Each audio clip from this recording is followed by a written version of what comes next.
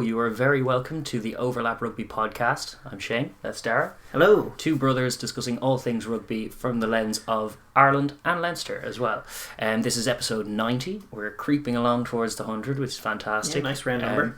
It should be a little bit more of a rounded week as obviously there are no matches this weekend to preview, but we will look back on the action from the Six Nations at the weekend. We'll go through those two games and the talking points therein, as well as having a look then further south. We're going to start looking at the Tier 2 season, which gets underway, and then look at the club rugby that's going on across the world as well. Yeah, absolutely. We're going to start, of course, with the Six Nations, as we always do during this time. We're going to touch on sort of the ongoing sort of dramas and conversations, because there's been a lot of it this week, you know, about referees, the whole Sonja McLaughlan interview situation.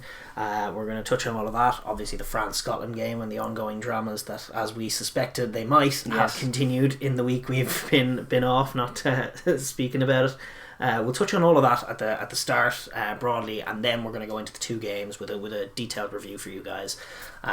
And yeah, that'll be the main crux of the show. Yes, absolutely. From then we're going to stick with international rugby because, as I said, the Tier 2 season does get underway. We're going to look ahead to the Rugby Europe Championship, which, previewing all the teams in that, always a bit of intrigue in it. It is a level below the Six Nations, but it's obviously nice to have it burning underneath there. World Cup qualifiers Cup qualifiers as well, so there's actually, there's proper stakes this year too for a lot of these teams, so we're going to dive into that, and then we're going to look down further south with Super Rugby Aotearoa and the continuing Super Rugby AU as well, reviewing last week's games briefly and looking ahead to the fixtures coming up before taking a look back at all the club rugby in Europe as well. You have your Top 14s, Premiership, Pro 14 still going on. We will touch on them, and then all the other club rugby that's going along worldwide as well, because we have Super Rugby competitions and South American rugby competitions starting soon, Top League in Japan. There's a lot of rugby to get through as well, so we will have a lot like to touch on everything on the show for sure.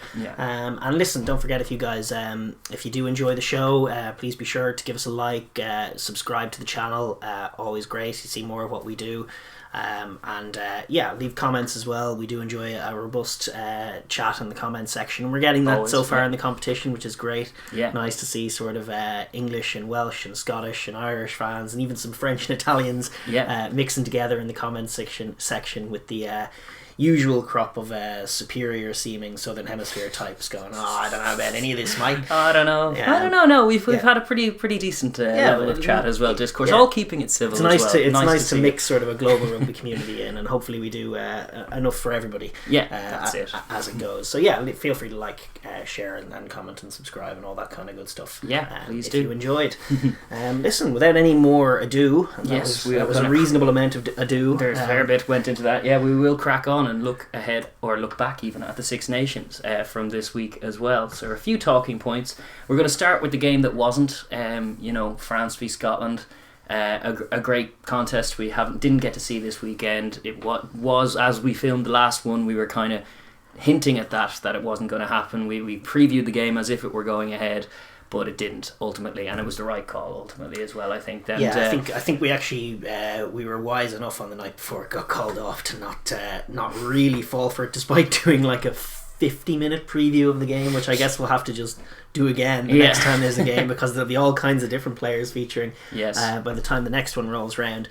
Listen, the story has rumbled on. It was unfortunate, but I'm a little more upbeat that things might have been put to bed just in the day that's in it. I mean, it was getting to this terrible position where, the latest information over the weekend was that Galtier had left the squad bubble to go to a match, which left a lot of Scottish fans and a lot of media types sort of ravenously demanding a 28-0 win for Scotland be declared. Because of that, awful precedent that we mentioned at the time in the Autumn Nations Cup, when Fiji got shafted with a bunch of 28-0 defeats. Maddening. And while it might tickle the kind of the innate schadenfreude that everyone feels, that like we were mentioning at the time, it's like, well, if France had COVID, would Fiji be getting a 28-0 win? No.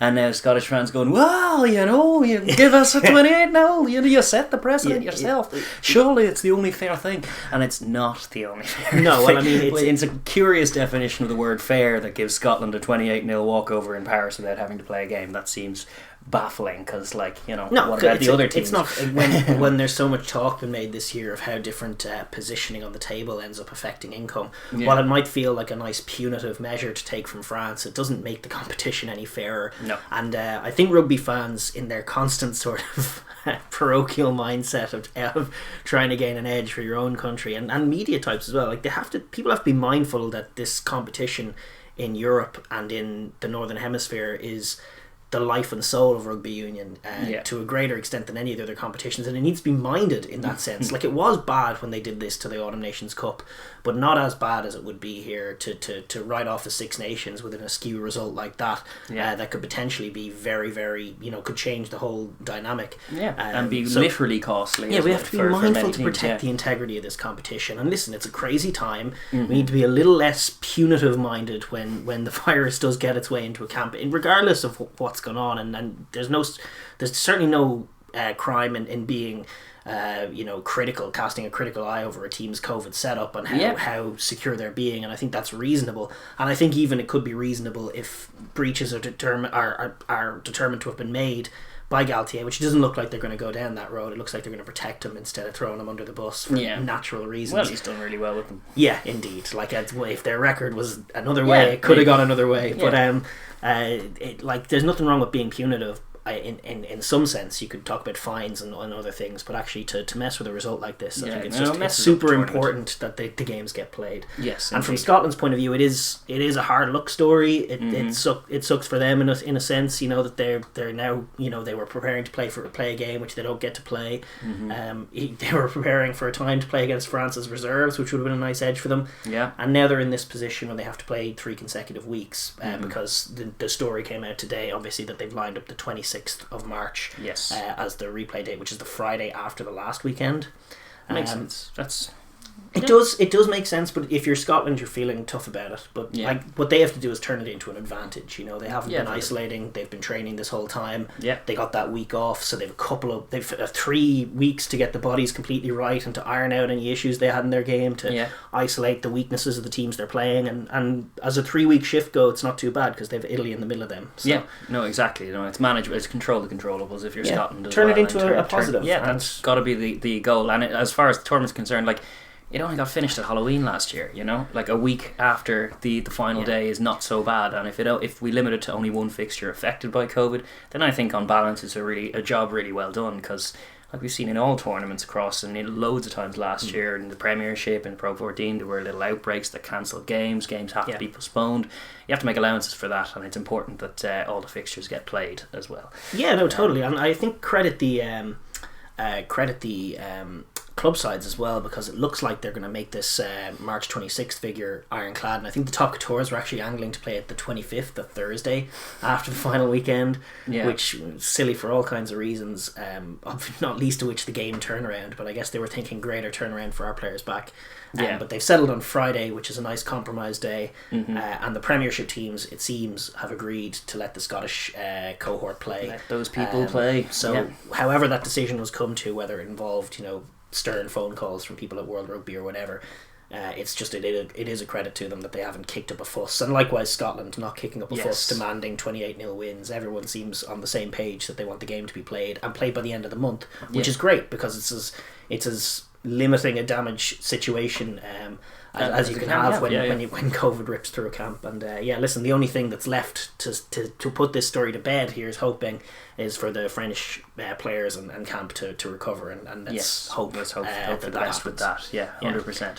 I suppose with that, do we have anything else to say on that No, rugby game? No, that game will go ahead later on, but we will look back then on the action from round 2 as well, because there were a couple of games that get played. Round 3, I should say. There were 2 games played in round 3. That's where my head was at. And there were a few kind of broad talking points. We're obviously going to break down each of them individually, but just both of the games, there was a bit of questionable refereeing, and I know it was questionable because it was questioned a lot on both counts. We were mentioning in the preview that it was Wayne Barnes was scheduled to play the France v Scotland game, obviously being an English lad. The other 2 were French refs, and there were French officiating teams, which we were kind of warning about, because I think there's a little bit of a well, at the very least, a language barrier sometimes, and just a limit on communication, which leads to some of the controversies because people are a little unclear and the messaging's not clear. But then there were a few standout instances, actually, in both games. Obviously, the one was more marquee than the other, but there were a few little kind of questionable calls, like weird interpretations, and just generally, you don't like to leave two Six Nations games with a lot of discourse surrounding the referee. It's not a it's thing. Tough. I don't really know where I am on rugby refereeing at the moment. I'm finding myself more and more frustrated with referees watching more games, which actually, refreshingly enough, apart from one of the Southern Hemisphere games, watching Super Rugby Aotearoa, not that the refereeing is perfect, but there's a flow to the games and the refs don't interfere that much, and when they're giving away penalties, even when the Crusaders were, it was always fair calls. So I was relieved to say that I thought that competition was sort of breaking my ongoing record of just being annoyed at refs instead of watching rugby, and you do have to drown that out. But they're like, I've heard football fans say they really appreciate rugby refs because there's wonderful, you can hear what they're saying, you can hear their thoughts, there's wonderful communication going on. But I just don't know, I just feel like there's been some weird refereeing going on in certain areas, especially in this hemisphere, that are consistently distracting and consistently inconsistent is the other thing. But like the example in the Ireland-Italy game was the crossing calls. And three consecutive red zone mauls were scrubbed off for crossing, and there was another dubious one in a different circumstance. There's a lot of crossing calls going on, and I understand what the law is in the line out. It's pretty simple. You can't transfer the ball back before the maul is formed. But watching the replay of the three, and it was 2 against Ireland and 1 against Italy. It wasn't a biased thing or anything like that, or it wasn't one-sided. But it was they just seemed like the most banal. Let's end this attack now. Yeah, but it was like they were just perfectly fine maul formations that you'd see every day. And then out of nowhere, not something that's been called all year, and not a maul formation that's especially different from anyone else's, it was penalty, penalty, penalty. And teams going, what? This is brand new. And it just feels like the crossing call in particular is everywhere these days. It's just a change in interpretation on the attack. Like the dummy lines that used to be run ahead of screens are now being ravaged. They're being wiped out, and as such, attacking rugby's suffering as well. There's all this focus on the breakdown, but I think you got to let a guy run a hard line, and if the defender, and it was again citing the Southern Hemisphere we were watching last season, there was a Super Rugby Aotearoa, or perhaps it was even a Mitre 10 game or something lower down. I think it was Mitre 10. It might have been a Mitre 10 game where there was an instance of potentially crossing, where a guy was an option and he hit the kind of last flat man who was the substitute 10, but the substitute 10 kind of hit him, made the read and made the tackle, but the ball went out behind him, and the ref's take on it was going like, oh yeah, no, he's an option there, but the defence makes a bad read, that's not crossing at all. And then he says exactly that to the player, which was encouraging as well. And it's like, that's a bad read, mate. This guy right here misread the play. Whereas it feels like in the Northern Hemisphere at the moment, if you're a defender and there's a screen runner who's ran ahead of the man passing the ball, you just hit him, you get a penalty. Like even if the ball has gone out the back, you just hit him, and you can conceivably sprint to near the ball carrier and get back involved. You can buy a penalty simply by running into the man. There's a lot of that going on. And it didn't used to be the crack. Like it used to be, you could, like, there was all kinds of screen formations. You go back 10 years.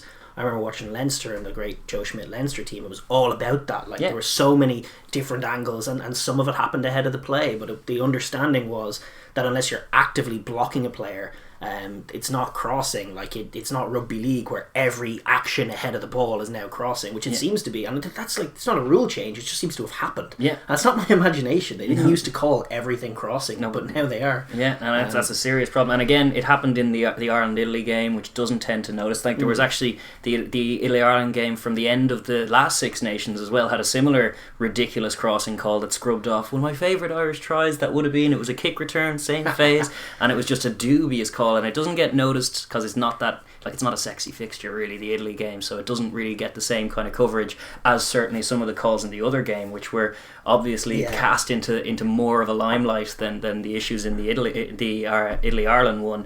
But it's obviously been talked about all week. Should the 14 points have stood? Should Gozaire give England more time to talk to his players? What is a knock on? Was it a knock on?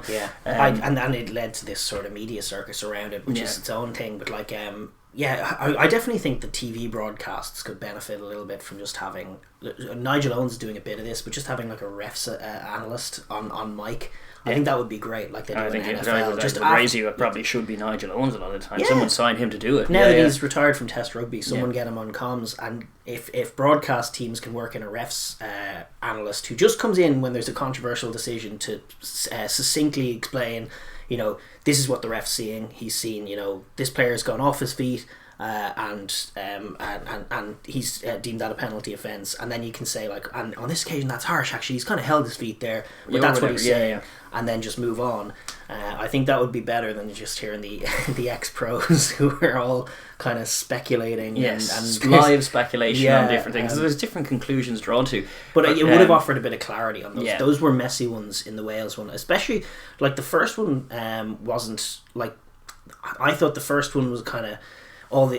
Everyone seems to think it happened quicker than it did, but it was like there was a decent amount of time. It was like he gave them a decent amount of time to talk to his players, and then you can hear Alan Wynne-Jones on the mic saying like, "Let us know when it's time to play." And Bigger's just standing there and standing there and standing there. Josh Adams is just standing there. And is there a reason why Anthony Watson isn't standing there? Yeah, he comes in to the huddle and then he doesn't get back out at any kind of speed.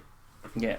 It's not the last man over there. It's not even him making the tackle. That's my problem. Is like Wales didn't he said time off to talk to England, but Wales didn't signal for the posts. Granted, they might have done on another occasion if you were in a solid, cogent defensive line of some kind, covering against that kind of quick play. They would have then poached the post. But once they're pointing to the post, then Anthony Watson, he doesn't need a team. He doesn't need to be involved in a team warning like the forwards maybe do if they're just giving away a load of penalties. He does need to be alert to the danger out wide, and he wasn't on that occasion. And then the later one where there was no controversy was Hardy's one, and then there was a similar play. That was a tactical thing that Wales did to get England, and that seems fair enough. I didn't have too much of a problem with it, except to say that it was a little harsh, and I think Nigel Owens said much the same thing. Like if he is a sympathetic ref who's trying to get the best out of the game, is gonna, if he tells a player to have time to speak with his players, is gonna check with them, is gonna, instead of just like the French refs do a lot of the times, which is be super mute and just let the play pass them by without ever really talking to the players if they can. And actually his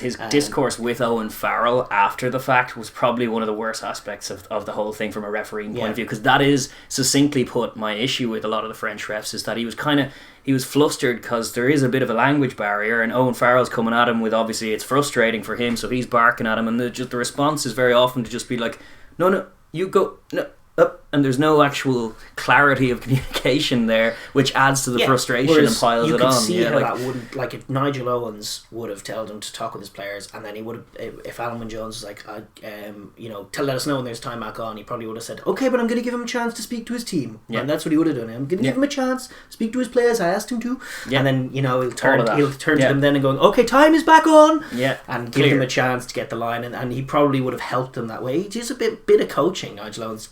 Tries to coach the best game out of both teams. Yeah, which is an endearing quality, but it's tougher to do when English isn't your first language, I guess. The game is kind of missing that a bit, and the French refs in particular are struggling with the communication, which has become such a big part of rugby refereeing. No, it's vital. Stopping players from giving penalties away, rather than just standing mute and then just calling things and saying, oh no, I said play on, you have to watch me, which is kind of fair enough.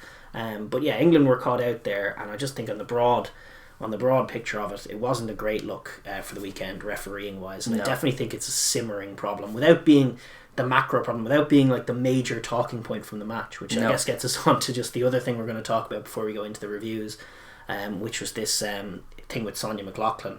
And there's major, like if you can watch that whole, like Wales put 40 on England, 40 points. What a wonderful game of rugby it was. Wales clinical, take it out. If you can watch that whole game, and granted you're English and you're upset, but if your whole discourse after the match is just about the referee, you're not looking at the game right. No, you're not. What are you doing? I think there's two angles to the Sonja McLaughlan story. The first, which I don't think we should overlook, is just the fact that she got a ton of abuse for those interviews. Yeah, which is not right, obviously. No, more than not right. It's creeping into rugby in a way that I don't like. Yeah.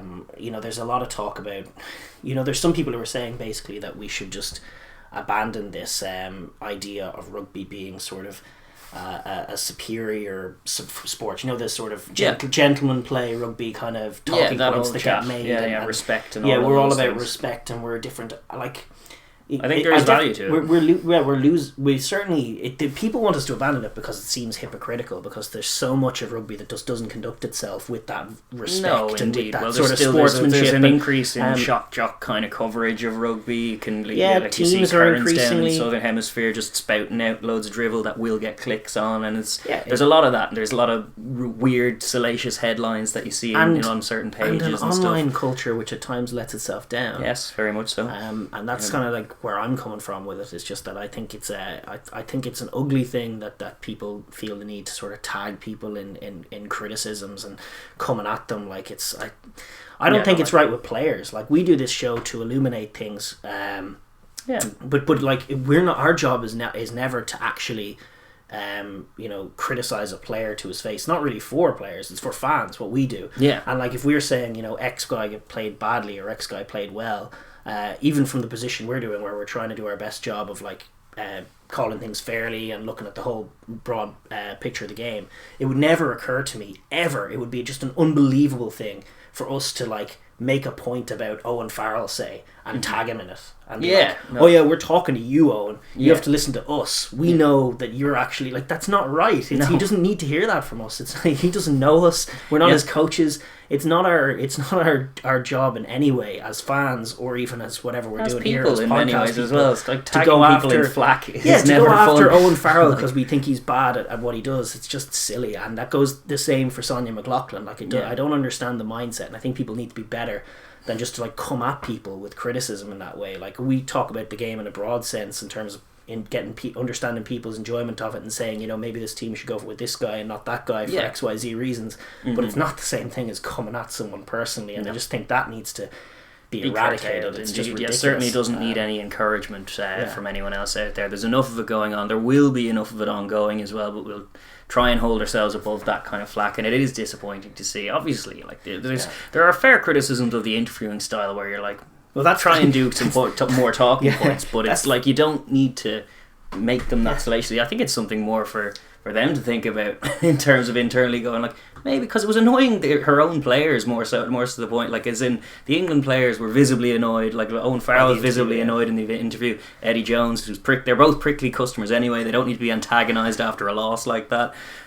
So it's just weird. Like, that's the whole thing where the media critique comes in, which is, from my point of view, it's just broadly speaking, there can be just such an over-reliance in rugby coverage, not on the game, and trying to get people to enjoy the spectacle of it, because it's not like a politics story where you're finding an angle on things and you're looking for the controversies, and you're looking for someone to blame and talking points. Like, it should just it's a sport, it's for people's enjoyment, and it should be punditry and analysis and all of this stuff, and reporting should exist to enhance the enjoyment of the thing, not detract from it. And so in that sense, not that the referees shouldn't be talked about. I mean, we're open here talking about referees because it's not an unimportant story, but it can't be on your mind that that's the only story. It can't be the only thing. It can't be the broad subject. Like, that's what I had to ask about. I had to ask about the referee relentlessly, because the only thing that mattered, the real story of that game, was the refereeing controversy and all these buzzwords. And it's like, no, this was a great game of rugby. Yeah. And I think if you're not able to move past the controversies to just look at the game of rugby, then you're kind of missing something. Yeah, and I think that's probably there is a critique that I have of those interviews for sure, but obviously the abuse is dreadful. Yes, indeed, and that is the main kind of story. We will be looking more at the broad stories of the games, I suppose, and I suppose with that we will move on as well, because that was really the talking points coming from round two. If you want to there you go. What a hypocrite I am, I'm criticising this talking points and controversies, and here we are opening the show with controversies, controversies and talking points.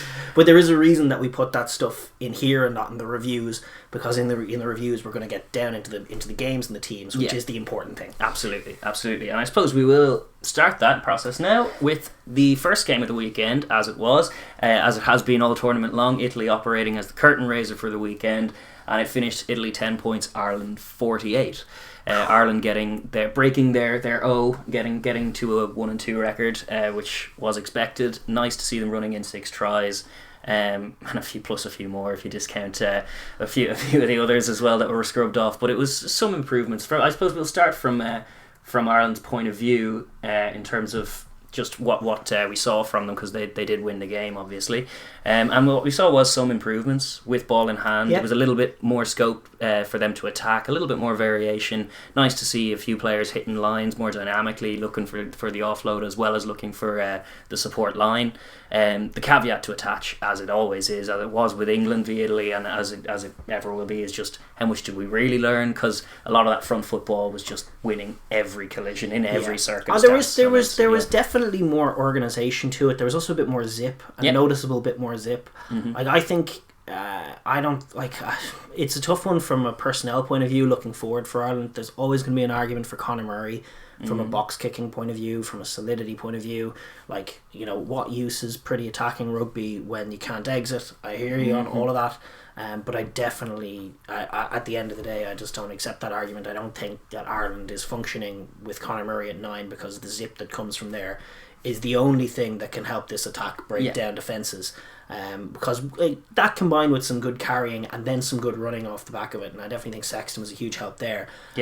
But it is the zip that initiates it. It's successful carry, quick ball, and I think with both Gibson Park and Casey, you saw much improvement there. And Casey didn't slow anything down by coming in. In fact, quick taps and goes, and it was like nice to see, because Ireland needs to be playing with a bit more zip in all circumstances, and against Italy and Rome as well, it just makes perfect sense. But I mean, going forward, like, I think that they have to stick with that, because it helps the offense function, and then you find different ways to exit. You get the benefits that what Murray's bringing in what be it in defence or in his kicking game, get it elsewhere on the pitch. But at the base of the ruck, he's not doing the basic thing that Ireland have needed him to do, which is just to move the ball quickly and accurately.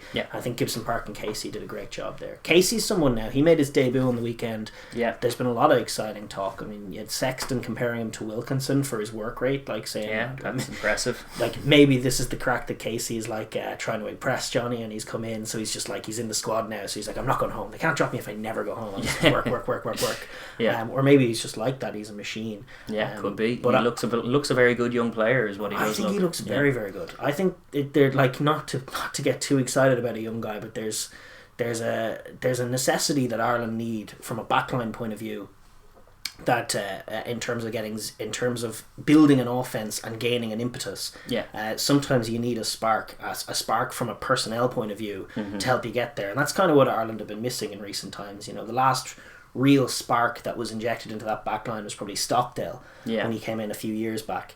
But since then, it's been very, very stable and sort of not going anywhere. Functional and at times solid, but other times less so, and overall less clinical than other backlines. That's kind of it. Indeed. Yeah, and sometimes all that needs is the injection of just one catalyst, one great player, and I think that could be Casey. I think he's got. I love him attributally. I love what I'm hearing from a work rate point of view. Seems like he has a great head on his shoulders, a lot of raw talent, and a capacity to move the ball quickly and see things from a perspective. I mean, you look at France's turnaround since the last number of years. I think you can pretty much marry it to Antoine Dupont's rising. And it's not to say that it wouldn't have happened without Dupont, but I think he was potentially a catalyst for the quick tempo rugby that they're now playing and that they're now bringing to test level, because they had this class player, and then the question was, well, how do you use him? And the answer with Dupont was, well, you have to play with zip, you have to work defences, you have to give him options and potential to move the ball and use all of his weapons, rather than being slow and kicking, because that wouldn't suit Dupont at all. Indeed. And Casey's a similar one, where if this guy can come out and stake a claim as unequivocally the best 9 in Ireland, which I think he does if he takes the Munster jersey, which he's not far away from doing, and if he takes the Munster jersey by the end of the season and is like, I'm unequivocally Ireland's best scrum half at the moment, it will force Ireland to play a game that suits him a little better. Indeed. And could prove a catalyst for better quality attacking rugby. And then I'm really excited about him. 100%. And then a few others as well. We saw Billy Burns come in, but not for Sexton as well. Saw him at 12, which is something you've been begging for quite a long. We've all been begging for quite a long time as well. 2 dual distributors in Ireland meant we could get wider much quicker, and we did very instantaneously just with the change. Nice to see that, because there is capacity for it, of course, and we have a lot of other useful players. And the other thing is, like, Sexton obviously signing on for another year is nice, but you will need to find the heir apparent, and if the heirs apparent aren't top quality, then maybe having the 10 be your only distributor in the back line is not the best option. If you 100%. Have two young guys in 10 who are fighting for a 10 jersey but could also play 10-12, not a bad option. You see Australia do that kind of tactic all the time, and it gets them a little wider.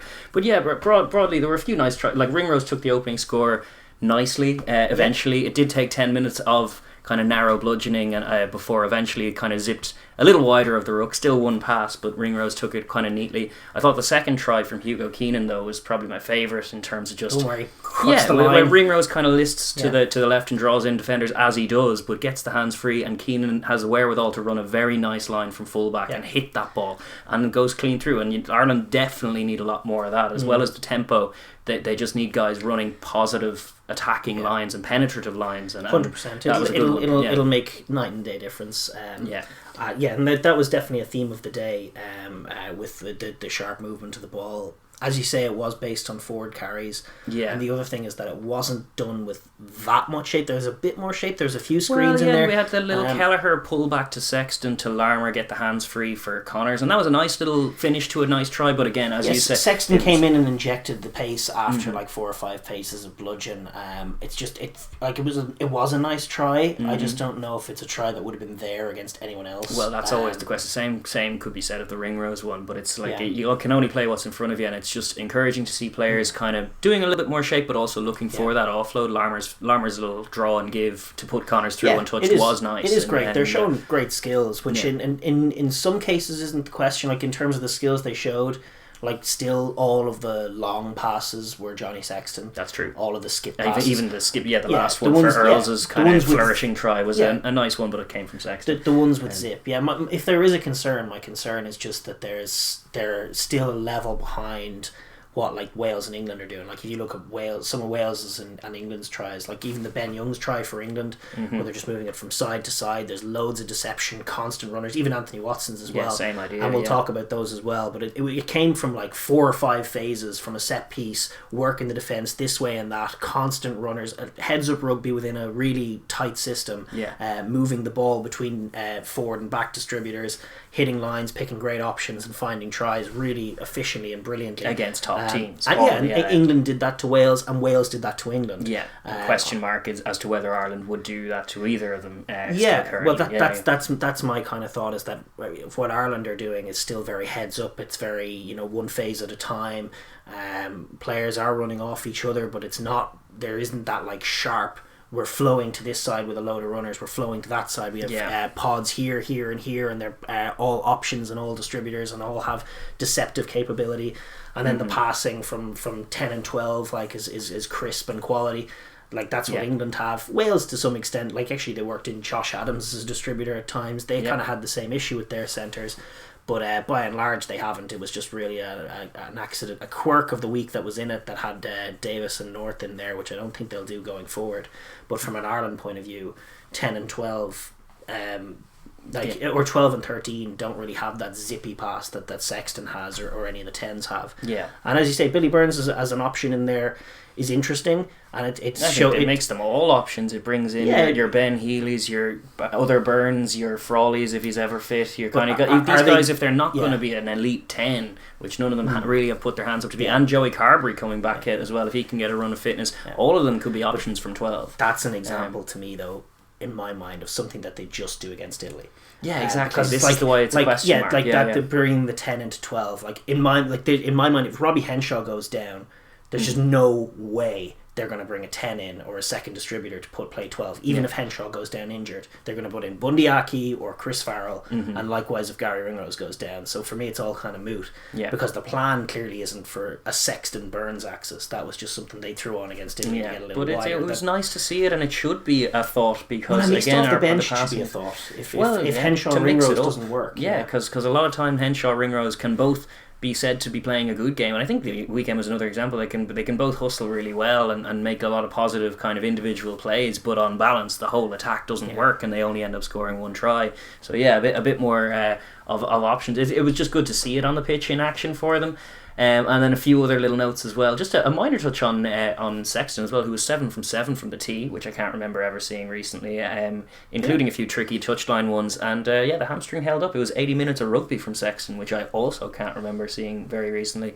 Seems to be better temperatures could be a factor in kind of an old tired muscle, but also weaker defences. Just no adversity. Yeah. I mean, we'll get Indeed, on to no it shots. presently, but no adversity would be the explanation for that one. Yeah, and I dare say the warm weather is probably good. Like a lot of players do that as well. He has a kind of a recurring hamstring thing that tightens up, and if you're doing winter rugby in Ireland, it's obviously 20 odd degrees in Rome is just a nicer temperature for the body to be operating at, and he seemed to have no issue. Yeah. So that was encouraging from a purely selfish Sexton point of view.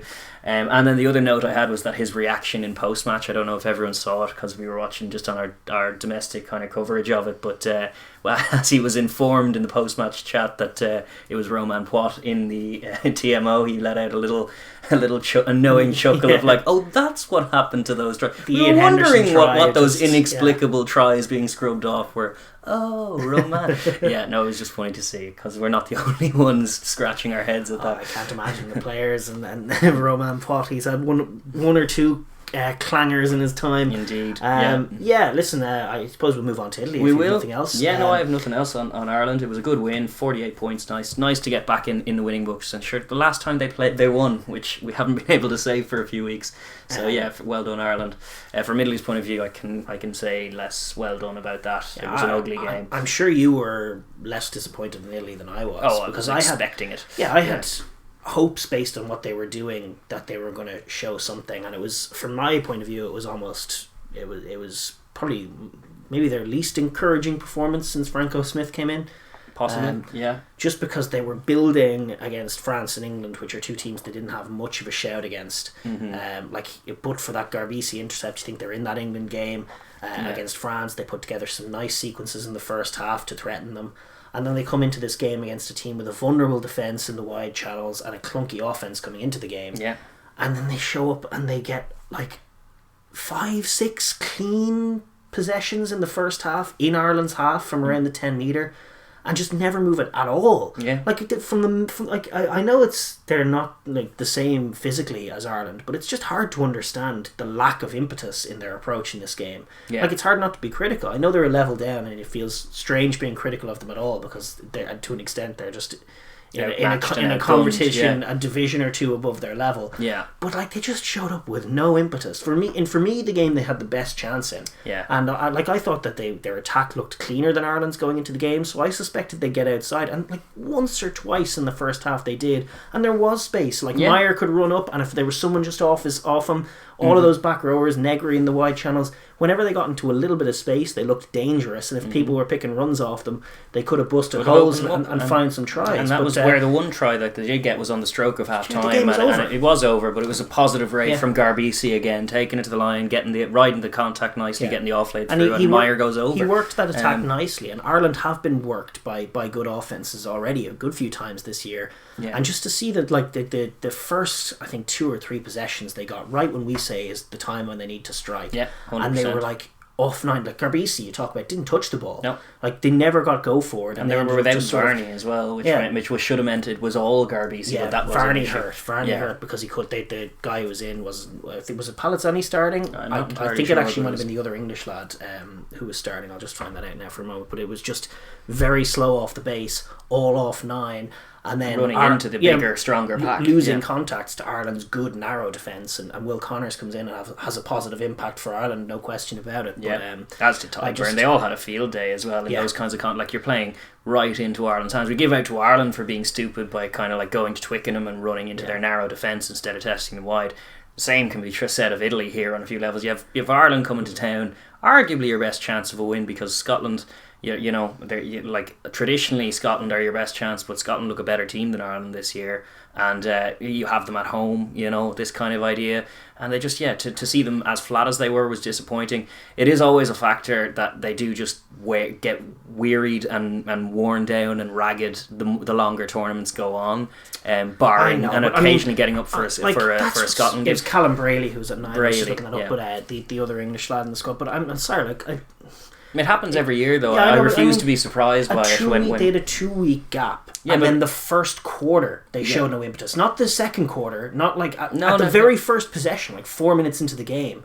Like, I know it's tough to ship losses. Yeah, that's it. Like, fatigue isn't physical fatigue. Fatigue is just kind of a mental drain that comes from losing every... not doing anything. No, just being weird. Though, I mean, well, what could explain is if you had a tough week, or if the guys just don't believe that anything that's being said to them for the 2 weeks they're preparing for Ireland is going to result in any positive impetus at all. That's why I was remembering back being very proud of Conor O'Shea when he came up with that one wonderful game where the Rookgate thing happened, where in Twickenham, where they'd obviously focused on this one thing that they were going to do to England because they felt they could get away with it, because it was like a quirk in the laws they were trying to exploit.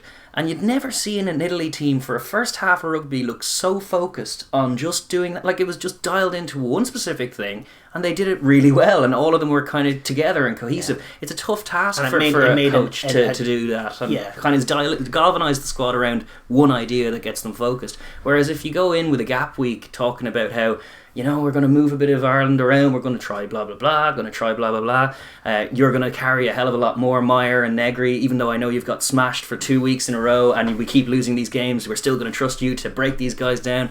Like, there's a potential for the guys to just not believe a word of that and then kind of stagger into the game going and I understand there are grievances about Franco Smith that I hear from Italian rugby fans. I get that, like, a few years ago at least they were felt a little bit tougher, even though they were less accurate.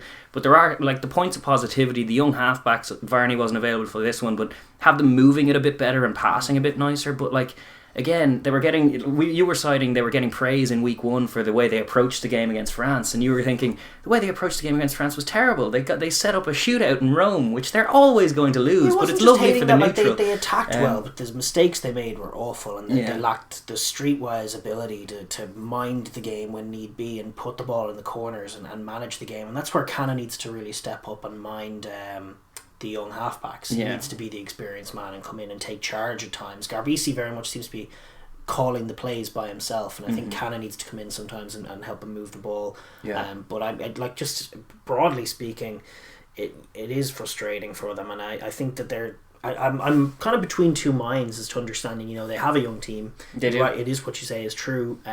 Like, young halfbacks who are promising an attack that might be building, you know, and then a genuine two monsters in Pelledri and Stain, who, if they can get them back, would be game changing. Putting them into a high functioning offense, getting 1-on-1s in the wide channels. Maybe putting one or two of them in lock as well, because their locks are doing nothing as well. You could keep Meyer and you could keep Negri in the team, and maybe getting Banda. Just pick all back rows if they're your only good players. But I mean, it's tough to see what the scrum locks is already in trouble though. I mean, that adds that dynamic. But I think they are missing those two guys. As good as Meyer and Negri have been, just they add a much more playmaking and powerful and dynamic sense of play.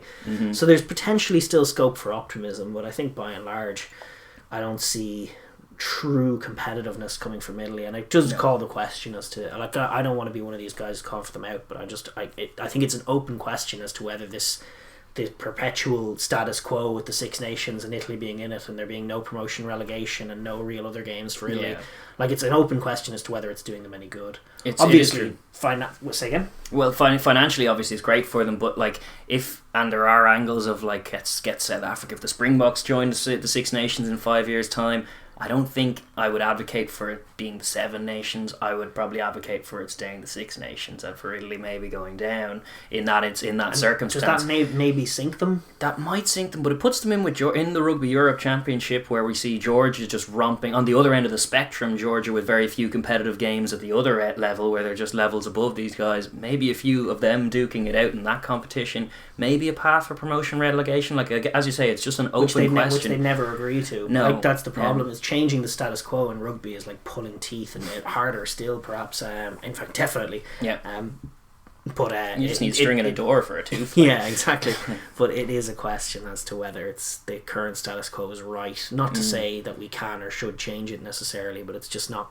It's not working. It's not working for Italy. Like, I don't know now, if they're getting better, honestly. Like, No. they have a couple of nice young players, but they've kind of always had that. This time they're playing a wider attacking style with nothing in the tight. Yeah. Prior they had like a bit in the tight, but nothing out wide. Yeah. Do they have the player base for to marry Franco it? Smith, who's obviously preaching something, but it's understandable frustration. Like, I can understand Italian rugby fans thinking we should be a bit more gritty. I understand the defence of the young team. I like the young halfbacks. I think there's strings of optimism, but it's just, you couple that with like the longest and most ridiculous losing record that could ever be established in international rugby, purely because they're playing in a competition that's beyond their means and they can't compete in.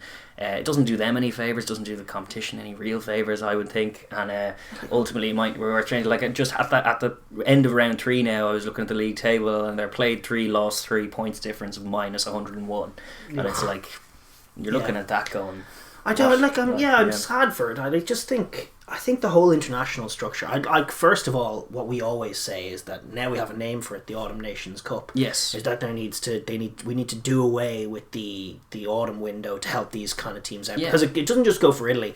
There's a gap between the tier 1 and tier 2 that we like to address. Bottom line, indeed, and sometimes unions are working for that and sometimes against it. But the ideal section, we got a window to it last World Cup where there was that pool D, I think it was, where the pool with Uruguay in it, where actually for the first time in the history of the World Cup, every team in a pool got a win in that tournament. That had never happened before, and that's apart from the first one where there were only 4 teams per pool and fewer pools. I think that was the crack. But in the 5 team pool format, there's always just been tonkings dished out, and there's always a team there that's just also like in 20 years time, if World Rugby want to point at a success in terms of growth of the game, you're going to want to see the World Cup be much more competitive than that. You're going to want to see like all 20 teams going there with a realistic thought of getting out of the group, and then a fair few more teams going there with a realistic thought of going and launching a campaign for the World Cup. You can't have the same old better tier 2 competition will have to be a driver of that, and I think that they were getting there in some ways with the Americas competitions and the Rugby Europe competitions. And just the coming force of Japan's league and Japan's show. Japan are probably already into tier 1. Oh, they are, but their league is contributing as well. Yeah, but I think if broadly speaking, and for Italy as well, putting a November window in with competitive games instead of just unions arranging games between themselves, having a 3-game window and playing 3 games against the teams next to you in the world rankings, and then having promotion relegation in that so like whatever it would be, 4 teams or 3 teams, 4 teams, 3 games, 4 teams and 3 games, top 4 in the world, second 4, third 4, fourth 4, and then it would Fifth give 4, 6 4, it would give Italy Italy would start wherever they'd start Division 4. And then they'd have a chance against the likes of Tonga and Samoa to work on their game and see where they're good and see where they're bad, ahead of just playing teams who are blowing them away.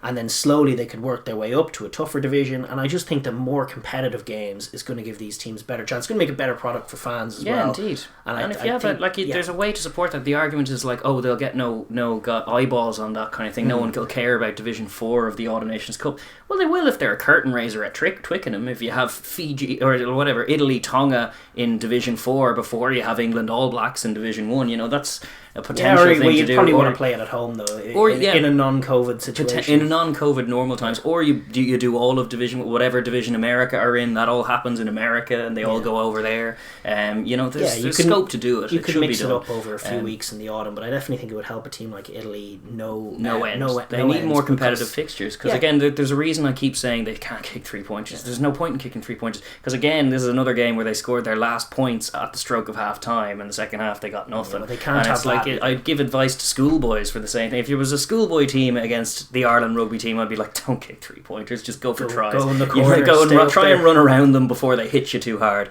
and then they'll hit you too hard and you won't be able to get around them too much longer. It's like it's men v boys a lot of the time watching them. They don't need any more tonkings. They don't need to play the All Blacks in the autumn, for example. It's another pointless game. It's silly. Despite the fact that the All Blacks might kind of think, what, only 48? We'll put 90 on them. That's where the All Blacks will think. I don't doubt it. But it's a sad game for Italy. Definitely has me down on their chances going forward. Yeah, indeed. But the converse side of that is well done, Ireland. It's selfishly delighted to see Ireland score some tries. Delighted to see us back in the winning column. And yeah, out of Rome with a bonus point win, which is exactly what the doctor ordered. So 100%, and a bit of impetus and a bit of momentum. A chance to salvage a winning record, which is a tough thing to do after going 0-2. So they're still in the hunt for that. 100%. Yeah, with that we will move on. Indeed. Yes, and we're going to talk about the game of the weekend now, Saturday evening's game, with Ireland and Italy being the only other. It was always going to be the biggest game of the weekend, and indeed, prior to any of the France-Scotland stuff, it was probably always going to be the game of the weekend anyway. Wales against England, another classic, this time a 64-point classic. Unbelievable. It was great. Wales putting up a record 40 points on England. Never done that before. 40 points scored against England. 40-24 it finished. And for the fourth try bonus point, which could be pivotal as well at the end of it all as well. Secured clutchly at the end after Sheedy's interception and then Corey Hill coming in. It was it was a beautiful performance in many ways. 4 tries on the board and a wonderful Triple Crown claimed. Yes, champions deserve Triple Crown champions, I think, as well. It was a really we'll get into that. The lucky talk needs to be piped down. Indeed. Because this is a team that's attacking really well. Yeah. And they blew England away for the most part. Yeah, they rode their luck with decisions, and we did talk about that at the top of the show. The refereeing wasn't great, I think, on a couple at those tries. On another day with another ref, it might have happened another way, but they were looking to catch England sluggish, and boy did they catch England sluggish. And saw home an easy win against an England team that was outmatched and looked not sharp and gave away penalties and didn't paint its picture often enough. And ultimately, the hungrier and more accurate team won. And we'll start by looking at it from their point of view as well. That was Wales, current Triple Crown champions, and going for the Grand Slam. And because of France not fulfilling their fixture, they're sitting now alone atop the table, and good value for it too. They're in great shape going into the last 2 weeks.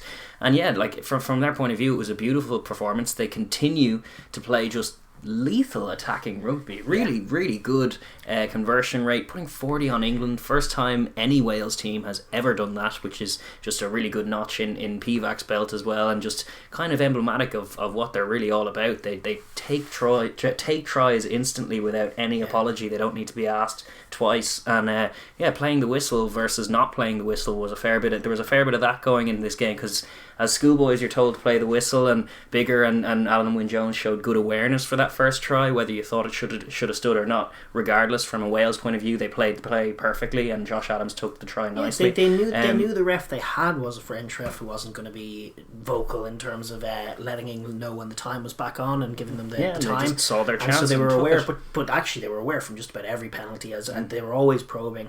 I was a little skeptical going into this game of just how of whether they could continue with that class attacking style with the same reward, because they had Davis and North in the centre. They'd taken Tompkins out, who, while defensively ropey, was a great point of attacking impetus and attacking zip for them. But they worked around it, and even against tough English defence, they worked around it really well, and they looked for other areas of advantage. I think the biggest, most telling thing about this Wales team is that regardless of how they're going about it, they're hunting tries.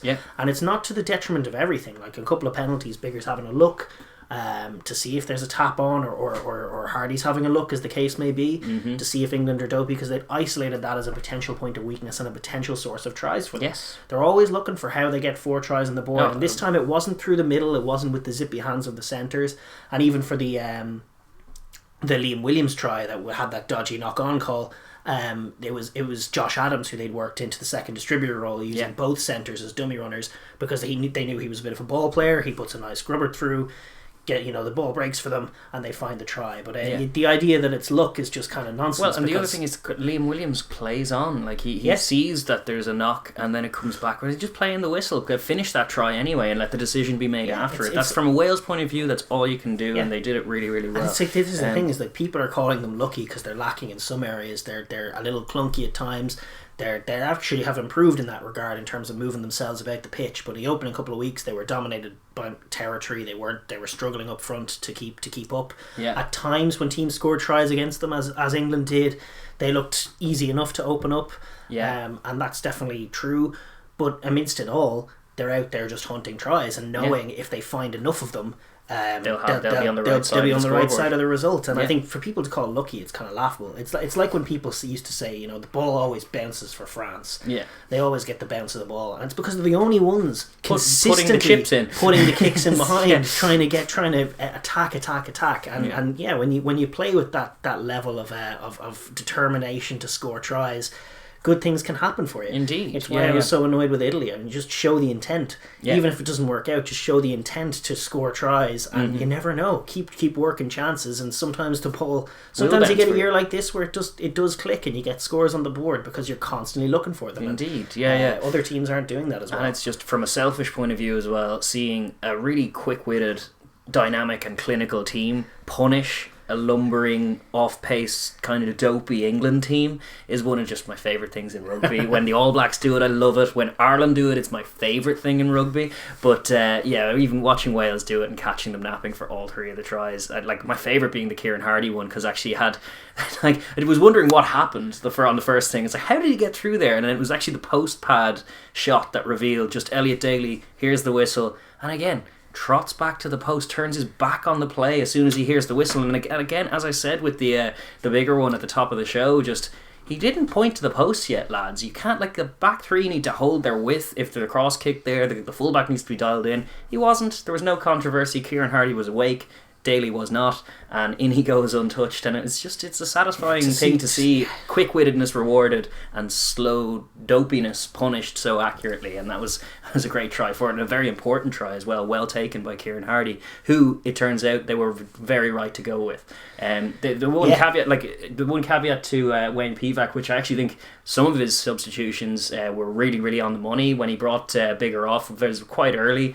pretty ballsy call, but they still got the backline moving with Callum Sheedy. I thought the one caveat was I thought maybe Kieran Hardy could have been subbed off literally as that try was scored, if not a couple of minutes soon thereafter, because he'd already started to look a bit weary because he set such a tempo and just ran all day, and then he just started to look a little fatigued, and he played 65 minutes in the end. It was probably a little too much, and he actually went off because he took a serious shot and that was it was a shot that he probably didn't need to take because he probably could have been hauled out there. It did look like he was struggling to get to breakdowns before he was taken off for Gareth Davis, but he's definitely the number one at the moment. I think going into the next round, or him or Thomas Williams, but he played very well. I think he has the jersey now with a showing like that. It's up to Tomas to come and steal it, but it's great options for Wales. They have a lot of good nippy scrummies and quick-witted very halfbacks. Similar mindsets, passing really well.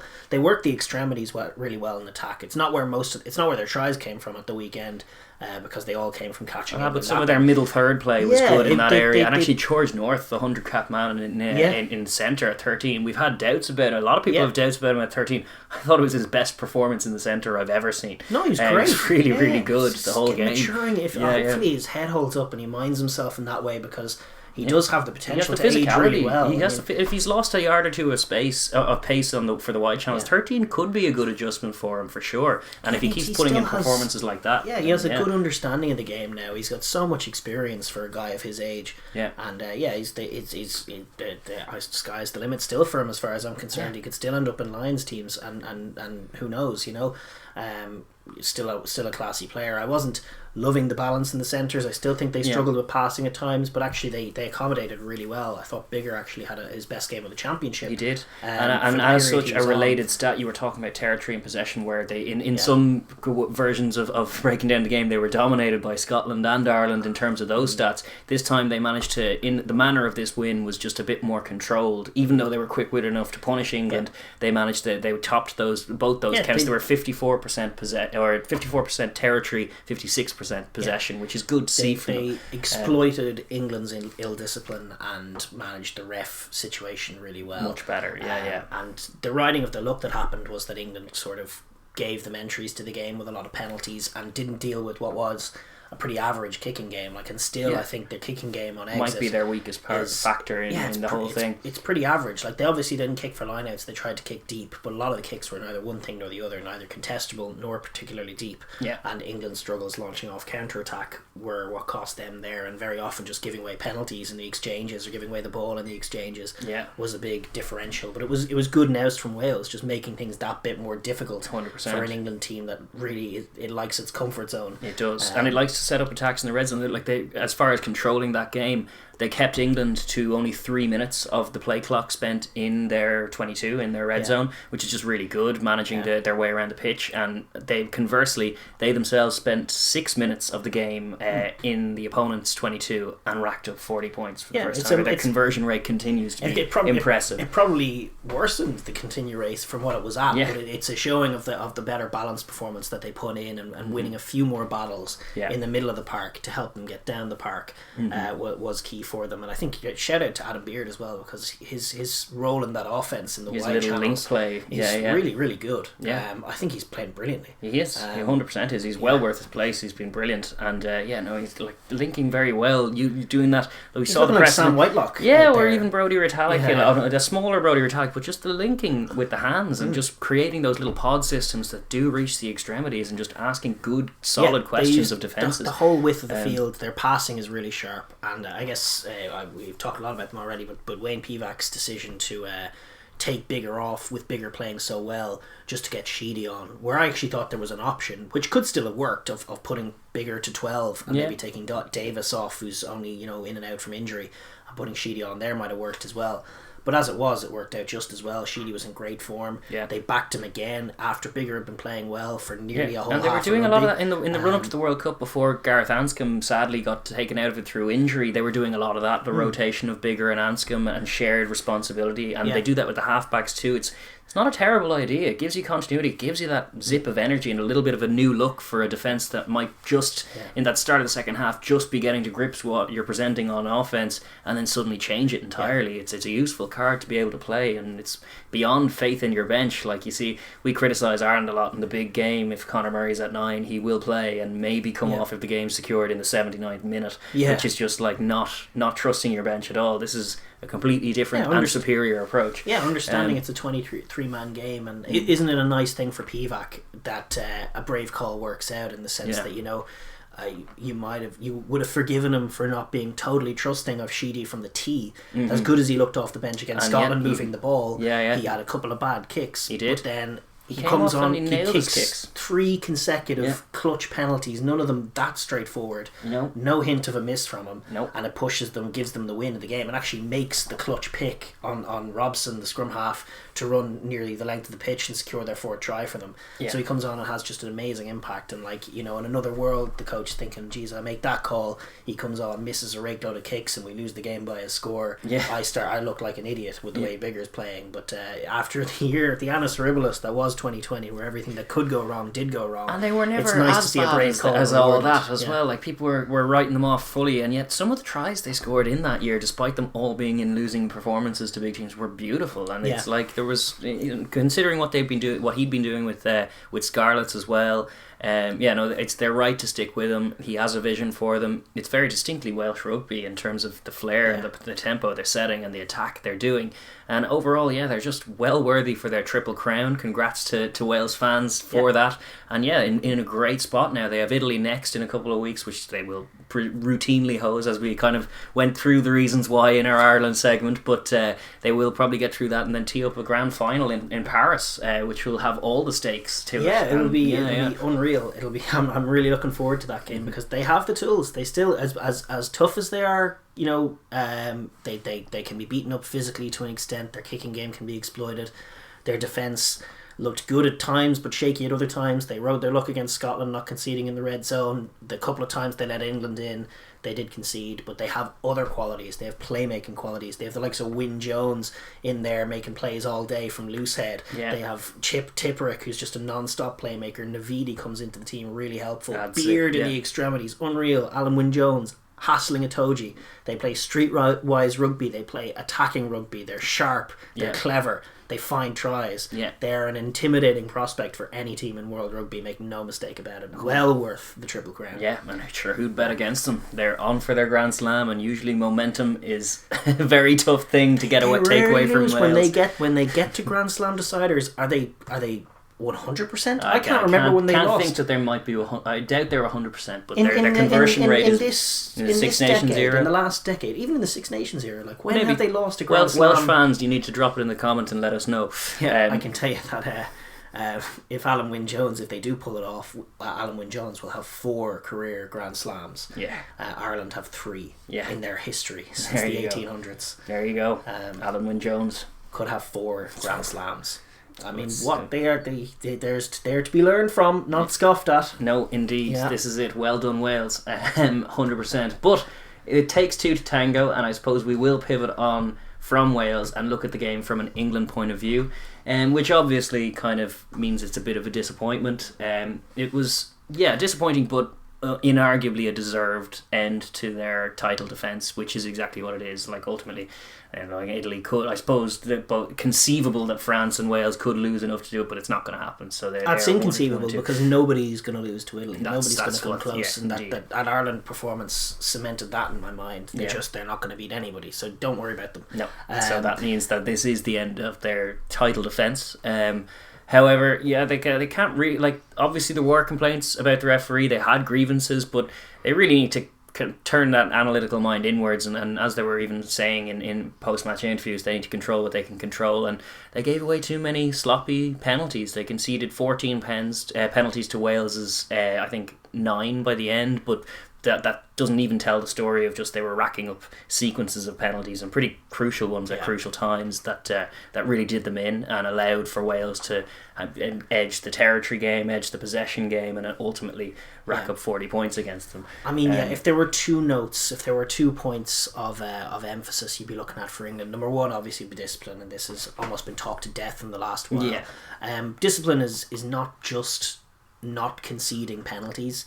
I think discipline relates to just the nature of your performance. Yeah, the nature of your performance. You think of what do you think of discipline? What's like a disciplined force is like an army of soldiers where they're going to do exactly what you tell them. None of them's going to be falling behind when they're running. They're all going to be together. But even when they're parading, they're going to be in step and be in rhythm with each other. And England, they're just completely not that at the moment. That's the only difference. Actually, in many ways, from an attacking point of view, this was great. Like, they fell behind and it forced them to attack, and they looked a lot less impotent than they looked the first 2 rounds. They looked sharp to a scary degree in terms of, there's that offense I remember where it's just a million different runners, forwards and backs linking together in different pods all across the pitch. Every man an option, inside and out. Every carrier a dynamic one with a good read on the game. And a physicality. Exactly. Jamie George takes a pass off 9 and whips the ball to Watson for the end of his try, which is after sequence of class what they were attack. all about. And then even the Ben Youngs one, he was alert to take it with the snipe, but the whole sequence was beautiful. Movement, getting May in the extremities, moving the ball, finding the space, and that one was a little lateral, just the yardage he chalked up by moving it from right to left with so many different options and a couple of screenplays,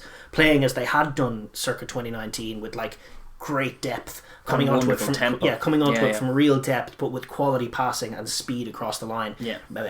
Getting the ball across the line in a flash despite that depth into May's hands, into Watson's hands, getting those guys on the ball. I thought the attack looked as good as it had done. And I really don't think, like, despite the scoreline, like it 3 tries really you can probably attribute to just being a bit asleep. A bit not awake, a bit not in step with the game. And I think a lot of penalties as well. A lot of penalties, but then the natural response to a penalty in your red zone should not be for the whole team to converge under the posts, particularly before any signal has been made. Even when time off is called, that shouldn't be done. Like, even if there are words have to be had with your captain or with the other team, wingers should still be watching for crossfield kicks and covering, and ideally the line should be set. It shows a naivety to the guy who's refereeing the game as well. As much as you think, like, as we said at the top of the show, like, Nigel Owens is not going to do what Gozair did. He's not going to just mutter time on and not tell England. He's going to give them the benefit of the doubt if he's asked him to talk to his players. But there does have to be an understanding from England's point of view that that you have to be awake to the prospect of the game, and then to concede that try and then not be awake for the Hardy one is just crazy. It's just the exact same thing. Reveals that they're just dialed out. Indeed. And I think likewise goes for the penalty count. I mean, Itoje had 5 penalties, and there's a lot of people coming out of the woodwork in media circles and fan circles coming for Itoje. And I just want to say I'm going to bet against you guys in the long run. And you're going to look silly. Like, there's people saying he's ruled himself out of Lions captaincy. Nonsense. He has to be. Well, he doesn't have to be Lions captain. He doesn't, but he has to be a Lions starter. Yeah, he might well have ruled himself out of captaincy, but this guy is an extraordinary player, and he's a playmaker. Yeah. And what he's always got to read on the game, he's always got to read on your defence. So he comes in and he stifles it and he snags it. And when he's a little bit off step, as he has been, because he hasn't been playing rugby for a while. Oh, sorry, sure, Farrell's been a little off. Exactly. We've seen it from a lot of them. Yeah, when he's just a little bit out of step with the game and he's coming through on defences, he times it a little wrong, or he gets it just a little bit wrong and he gives away penalties. Yeah. But I don't think that's a big adjustment. I think it's a minor adjustment, and he's still got the great reading of the game, that awesome, just attributally speaking, he's an incredible athlete. He can go for 80 minutes. He's a great physical matchup against most other teams. Indeed. And I think that, like, they really aren't far from clicking and becoming 2019 level good again. I think it's just a few adjustments. They're missing one man or two laggy, and they generally miss. They're missing just that cohesion in general, and we saw glimpses of it. Like as we said, those 2 tries were little windows into what this England side can be at their very, very best. But on balance, that wasn't the performance we saw from them. They were patchy, they were stop-start, and they were not helping their cause by upsetting their own rhythm. But it was Wales with a sharper team, and if they're honest with themselves, that's just for the full 80 minutes. Wales were more dialed in, and they were a little bit more dialed out, and Wales punished them for it. And they didn't exploit Wales's bad kicking game. The other point of emphasis for them would be just the counter-attack. Stop kicking a lot, and be more accurate as well. They didn't kick sometimes, but on other times, they just didn't move the ball very well. They tend to like to launch off set piece and get uncomfortable when not launching off set piece, and you have to be able to just sort of adjust your system a little bit to work a phase play chance, because teams that kind of figure it out just kick it deep against England, don't give them that line out up in your half, which is what they want when they restart down into your corner every time. They want a line out, kick it deep, and then they have to come up with a response to that.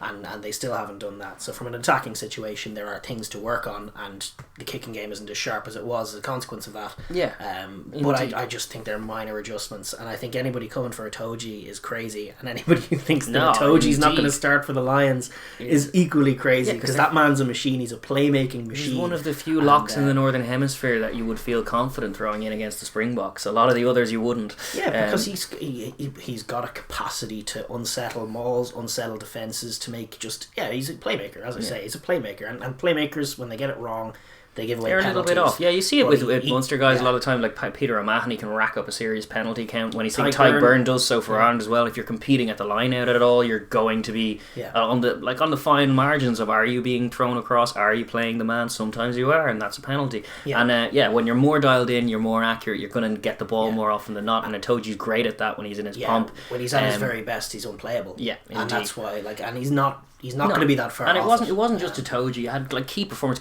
Curry looked a little dialed out, certainly compared to Navidi and Tipperick's contributions. Curry was a bit nowhere and was guilty of a few penalties himself. And then other guys as well. Johnny Hill, a few sloppy little shots as well, a few sloppy, clunky little exchanges. Farrell, as I mentioned, Slade, that missed tackle for the bonus point try, or that soft tackle that from a Slade point of, like from a Wales point of view, it's lovely clinical attack. On second phase, they crash over under the sticks. I don't blame Slade. I know, but from a 13's point of view, you want to do a bit better. But maybe if it's he comes flying out and smashes a guy, but most 13s in Test rugby aren't going to make that tackle, just because it's a lock and the damage has already been done. He's completely isolated one-on-one. Yeah, and Halaholo won his contact first out. He not only won his contact, he circled around and sucked half the English defence in. That was another example of them just being completely dialed out. That was the other one, along with the 2 tap penalties, that I thought was just them being completely dialed out of the game. Well, it was already over as a contest at that point, and they coughed up a cheap score. By the way, Corey Hill should fix and give there. He should, the guy outside him. No, I know, it's an easy drop, but he crashes over, then it's fine. Yeah, good to grab a bit of meat if Wales keep scoring. But who else was there? Daly was the other one I was thinking. I haven't made it, but Elliot Daly had a really poor game from 15. The worst moment being that Kieran Hardy try, where he's just completely switched off and trotting back to the posts. The comical knock on. A lot of that was terrible too. Yeah, a lovely potential move stymied by just a curious case of the drops from your fullback, which is just never fun. We've seen it in Ireland before with a few different personnel, and it's no fun to watch. And Daly had a rough day at the office himself. So it's all the Saracens. That's the guys who who are out just not playing enough rugby, and it's understandable in this year. But it's not it's not like they're completely at sea. Then they're still at this level. They were beaten by the better team on the day, and they didn't really deny that. They'll be perfectly accepting of that.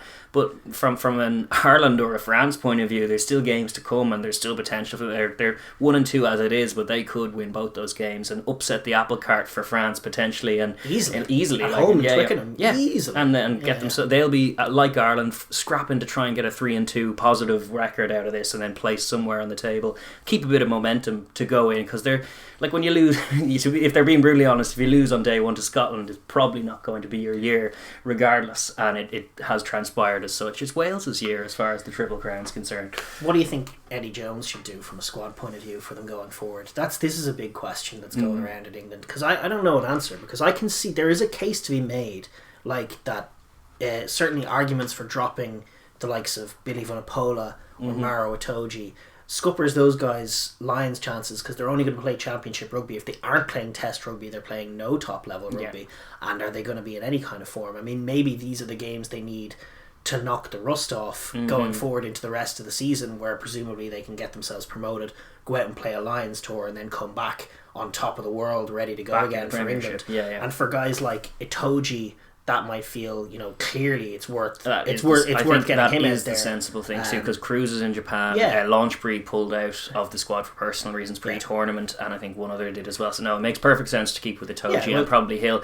Vunipola one's more of a form one, because you have a guy like Sam Simmons who is lighting it up and is current European Player of the Year and European champion, and is just making play after play after play in his games in the Premiership. And Billy V is looking a little slower in there. Is there a case to be made with? I think Itoje's probably a shut door case, because he's that good. He needs the minutes to get that good again, and he's just you know you're going to need him. He's an asset worth minding and worth protecting, which in this case involves giving him minutes, which involves to get him to a Lions tour where he'll play well presumably, and then come back just on top of the world, ready to go again with England, which I think is crucial as compared to if you drop, let's say Billy Vunipola in this instance. You could see a scenario where he's already out of shape going into this season. He can probably do a job for Saracens at tier 2 level in England without necessarily getting back to anywhere near his best. No, it's true. Then he's going to be in a position where, can you bring him on a Lions tour? I think it's all moot, because I think he will be playing for England ongoing regardless. I think Eddie's going to stick with him. He's a little. So I don't think Simmons is getting in despite all those lists. So do you agree with that though? No, I don't. I think Simmons should be in. I think you should. You think you should drop Billy V? Yeah,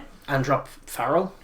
The Farrell debate is an interesting one, isn't it? Because they do have other options. You have Harlequin's guy Marcus Smith, who has been in the shadow squad before, looking brilliant. You have Joe Simmons at Exeter looking very good. Farrell is a little dialed out. The argument is like, he's not making the Lions tour on his current form, and England are losing the Six Nations, because at the moment the best out has options for the Lions are it's Finn Russell, and it's probably Dan Bigger and maybe Callum Sheedy on top of that. Like, those are the guys playing the best rugby at 10. Sorry Sexton, sorry Farrell, that's just the truth. I can't disagree with that. Farrell's probably not even playing as well as Ford at the moment. No, he's not. So it's a bit of a moot point as far as Lions are concerned, but I think Eddie will probably stick with them regardless, because he does trust his guys. But do you understand that instinct where he's like, I don't want to just have these guys not play any top level rugby or even intermediate level rugby. And so instead, because I think I'm going to need these guys, I think I want Billy Vunipola for 2023. I think I want Farrell. I think I want Itoje, obviously, and even Daly.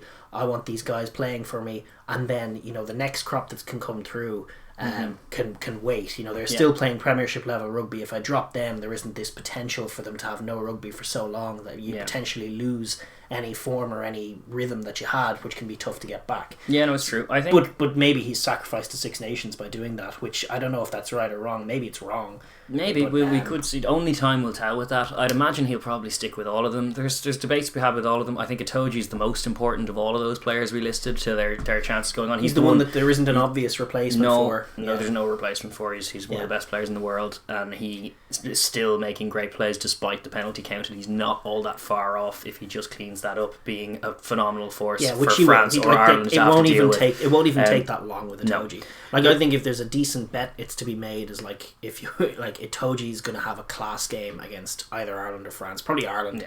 Knowing our luck, it'll take him one more game. He'll play okay against France, and then he'll come to Dublin ready to rock. Finally, with the minutes behind him and the rust knocked off, and just be the best lock in the world. Which and there's potential for Billy V to be the best 8 in the world at times as well. So I understand sticking with him. The one I don't understand, and I know you don't understand either, but the only thing I can say that I understand about it is that Eddie Jones sometimes makes these decisions that he likes guys, and they're in there seemingly at the expense of all form. You had Mike Brown hold on to the fullback jersey for way too long, considering the quality of some of the other fullbacks in the Premiership.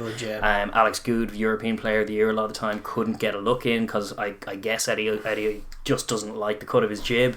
And similarly, Elliot Daly has not been at anywhere near the level he was even in that Lions tour a few years ago. He hasn't been at that level in a long time, to be honest, and that performance at the weekend was really bad. Like, as bad as Itoji's penalty count was, there was nothing quite so egregiously bad from a rugby point of view as anything Daly did.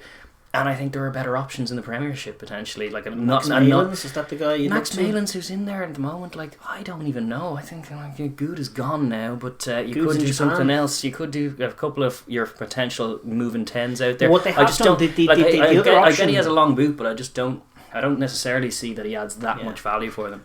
No, I kind of agree. I think probably Malins is the next best guy though. They don't have an obvious. They did in the time of Alex Good have an obvious guy even who Mike play. Brown before you had guys like Foden and stuff never get a look in when they're in form, but it's just you trust a lot of guys. And then Spencer's the other one that we consistently mention is missing out. Like, obviously they brought in Northampton. Dixon was the scrum half they brought in when Randall got injured, and it's Alex Mitchell, that's right. You're thinking back to Dixon way back. Dixon was a different Northampton scrummy from way back when, but there's I know Bath are struggling somewhat in the Premiership currently, but they were a tragic looking team last year. They got Ben Spencer, who had been brilliant for Sarries, got him, and then they transformed them to a slightly more competent outfit that could move the ball. Yeah, I think he looks. He was a guy. He was a guy they should have had faith in last year as well. I mean, listen, Robson has had good moments, but gee whiz, coming on, like, he had a catastrophic cameo off the bench against Scotland to start the tournament, and he is throwing an intercept. Back in completely free. You're still in the team, and then he comes in this game, throws the game. Came home to roost. Like, Eddie Jones gets a lot right, and he's a very clever guy. And I think the way that England look to play the game is very broadly very good, and I think he gets a lot of things right, but it came home to roost. Like, we mentioned that Razzie got everything right in his rejigging of the Springboks and rescuing them 18 months out and putting together with all the talent in the world, picking the right 31 guys and making a run and completing it. Pre-tournament, England had a similar scenario, and they picked like the right 26 guys, and then there were a few dubious ones in there that you're like, really? And then where's this guy? There was Cipriani, there was Alex Good, there was Ben Spencer, who was not in the squad, and then ultimately was on the bench for the World Cup final. And not Wigglesworth, Youngs was having a terrible game, like awful game against the Springboks, and he had no faith in him because there's no minutes in Spencer in this system, so you just have to leave the floundering halfback on there in perpetuity and lose the World Cup final. Like in another universe, you have a Ben Spencer with 10 caps in his belt to throw in. You've maybe got Cipriani to throw in if things aren't going well, and who knows, that could have been a game changer. Indeed. So the margins are small, and important to get that stuff right. So work to be done from Eddie Jones' point of view. It's not their year, England. It is in fact Wales's year so far, and with France with still much to do in this tournament, but England sadly at 1 and 2, they're not going to feature. They're going to bow out, and their defence is probably done as of this week. But congratulations to Wales, now triple crown champions as it stands, and maybe more by the end of the tournament. Who knows? Absolutely. Just before we wrap up the Six Nations, who do you have a favourite right now? I mean, Wales have 2 more games to win. France have 3. France now have to play those 3 consecutively. Yeah, I'd probably have Wales as favourites, just on momentum France have alone. to go to what's their next game? They have to go to Twickenham. Yeah. Then they play Wales in Paris. Yeah. Then they play Scotland the week after in Murrayfield. That's probably 13 days. Yeah. Isn't it? Yeah, from Saturday to Friday. Yeah. No, I would shift Wales into favourite now. Yeah, momentum is king, and as you say, they tend to convert when they put themselves in this position. That France lose in Twickenham it's not Murrayfield, but Paris to either Wales or Scotland.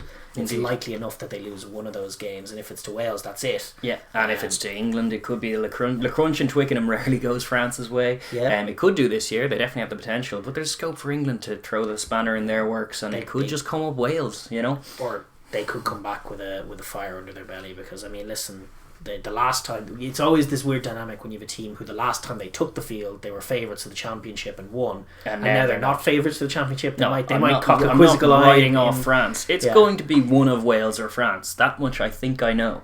I don't think you do. I think I do. You never know. The Scots are still in there, still swinging. They are still swinging, more so than England or Ireland, and certainly Scotland more than have to beat Ireland. That's the next thing. They can't look past that now. Indeed, and that's the next mission for them. Yeah. Anyway, we'll talk about all that next week. The Six Nations is just too much fun. Indeed. But we do have other rugby to talk about, so we'll move on and park it there. 100%. Alright, next up, sticking in the international realm, we're going to look now to Tier 2 in Europe with the Rugby Europe Championship, which is getting underway. Is it next week or the week after? I think it's this coming weekend. So when we're looking ahead to that, it's a bit of an awkward format, and the last side in the competition is still undecided heading to round 1. That's right. From last year they have a promotion and relegation playoff between tiers 1 and 2, and because they had to wrap up their last tournament earlier this month with the Spain-Portugal games and then the written off game, which Belgium ended up suffering. They literally have to play in a playoff game now, Belgium, because their government's COVID restrictions prevented them from going abroad.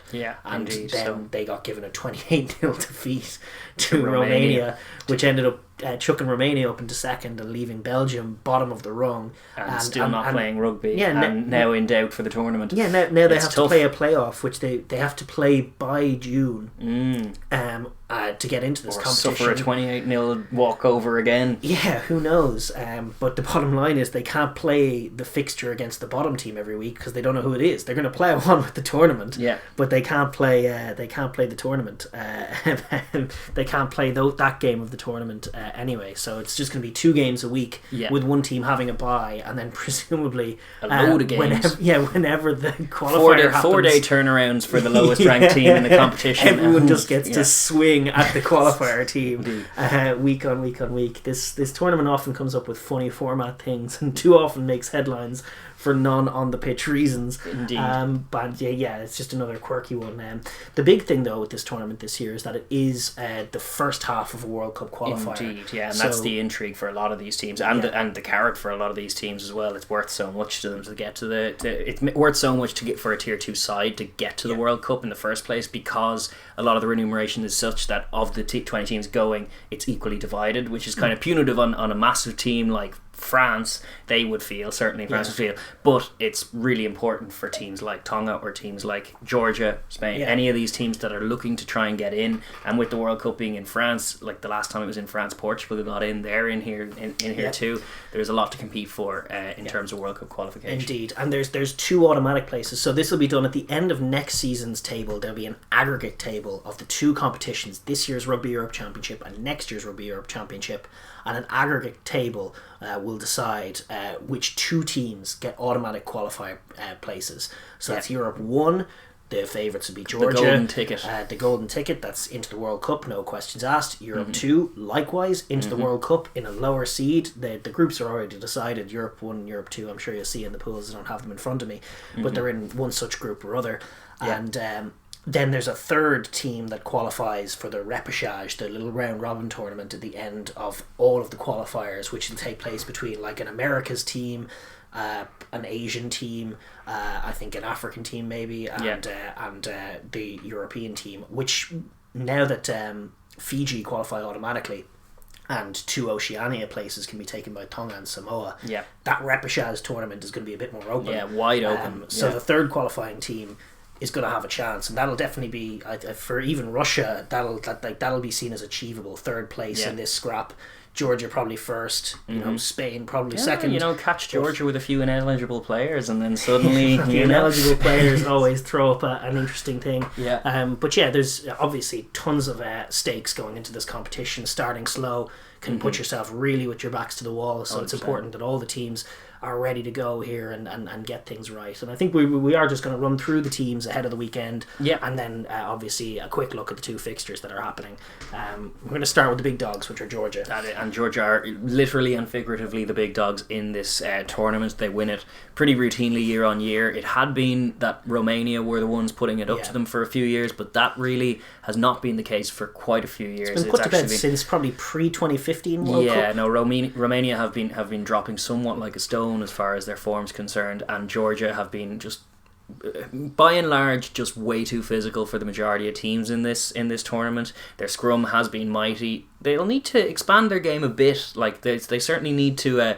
Like you were making the point in the Autumn Nations Cup, they had old heads in their front row who were starting games who weren't getting on top, and then their young, dynamic former under 21 guys were scrummaging aggressively too when they came off the bench. There's actually good news in that regard, which is the for the first time ever, I think I'm happy about a top Couture's club preventing some players from playing international rugby. And this is the older Georgians. Gigashvili and Nariashvili in their French clubs, and I think another front rower have been kept on despite the Rugby Europe. They won't be released to play Rugby Europe games. At least initially. Some of these games they're going to be playing in the top couture squad because those clubs are in relegation threatened at the moment, and that's just they French clubs, whenever they see that on the horizon, they just completely lose sight of anything else. Yes, indeed. And while most of the time that's a terrible frustration, in this instance I'm okay with it because I think Georgia desperately needed to get those guys out because their scrum, it hasn't been dominating. Even against Russia. I mean, Russia scored a try against them in that recent game by taking a scrum under their post. There you go. You would not have seen that in this competition in years gone by. No.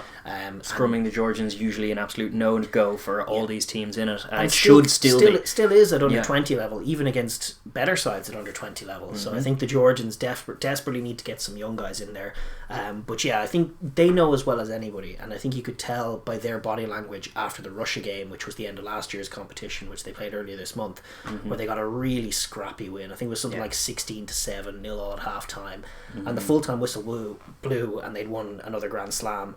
And you could see in their body language that they were just a bit well, and they were a bit like, we know we've just been in this Autumn Nations Cup, we know we have to do better than this, we have to move the ball, we have to strike. And too often, you know, when the ball does have to go through the hands, they struggle to do it. There are drops. They get cases of the drops like nobody's business. A curious case of the drops for the Georgians. Sharakadze still in there, Kamaladze. These guys have been in there for ages and ages and never just quite done it. Just a general lack of pace. Obviously, at fullback, Matiashvili, is it? Can be very dynamic, but is frequently working with just no pace outside him on the wings. They do have good innovations where they put some of their dynamic ball carrying back rows on the extremities, and they find a lot of purchase in this tournament, especially because they can break tackles and kind of flood the wings. So they're generally better at exiting.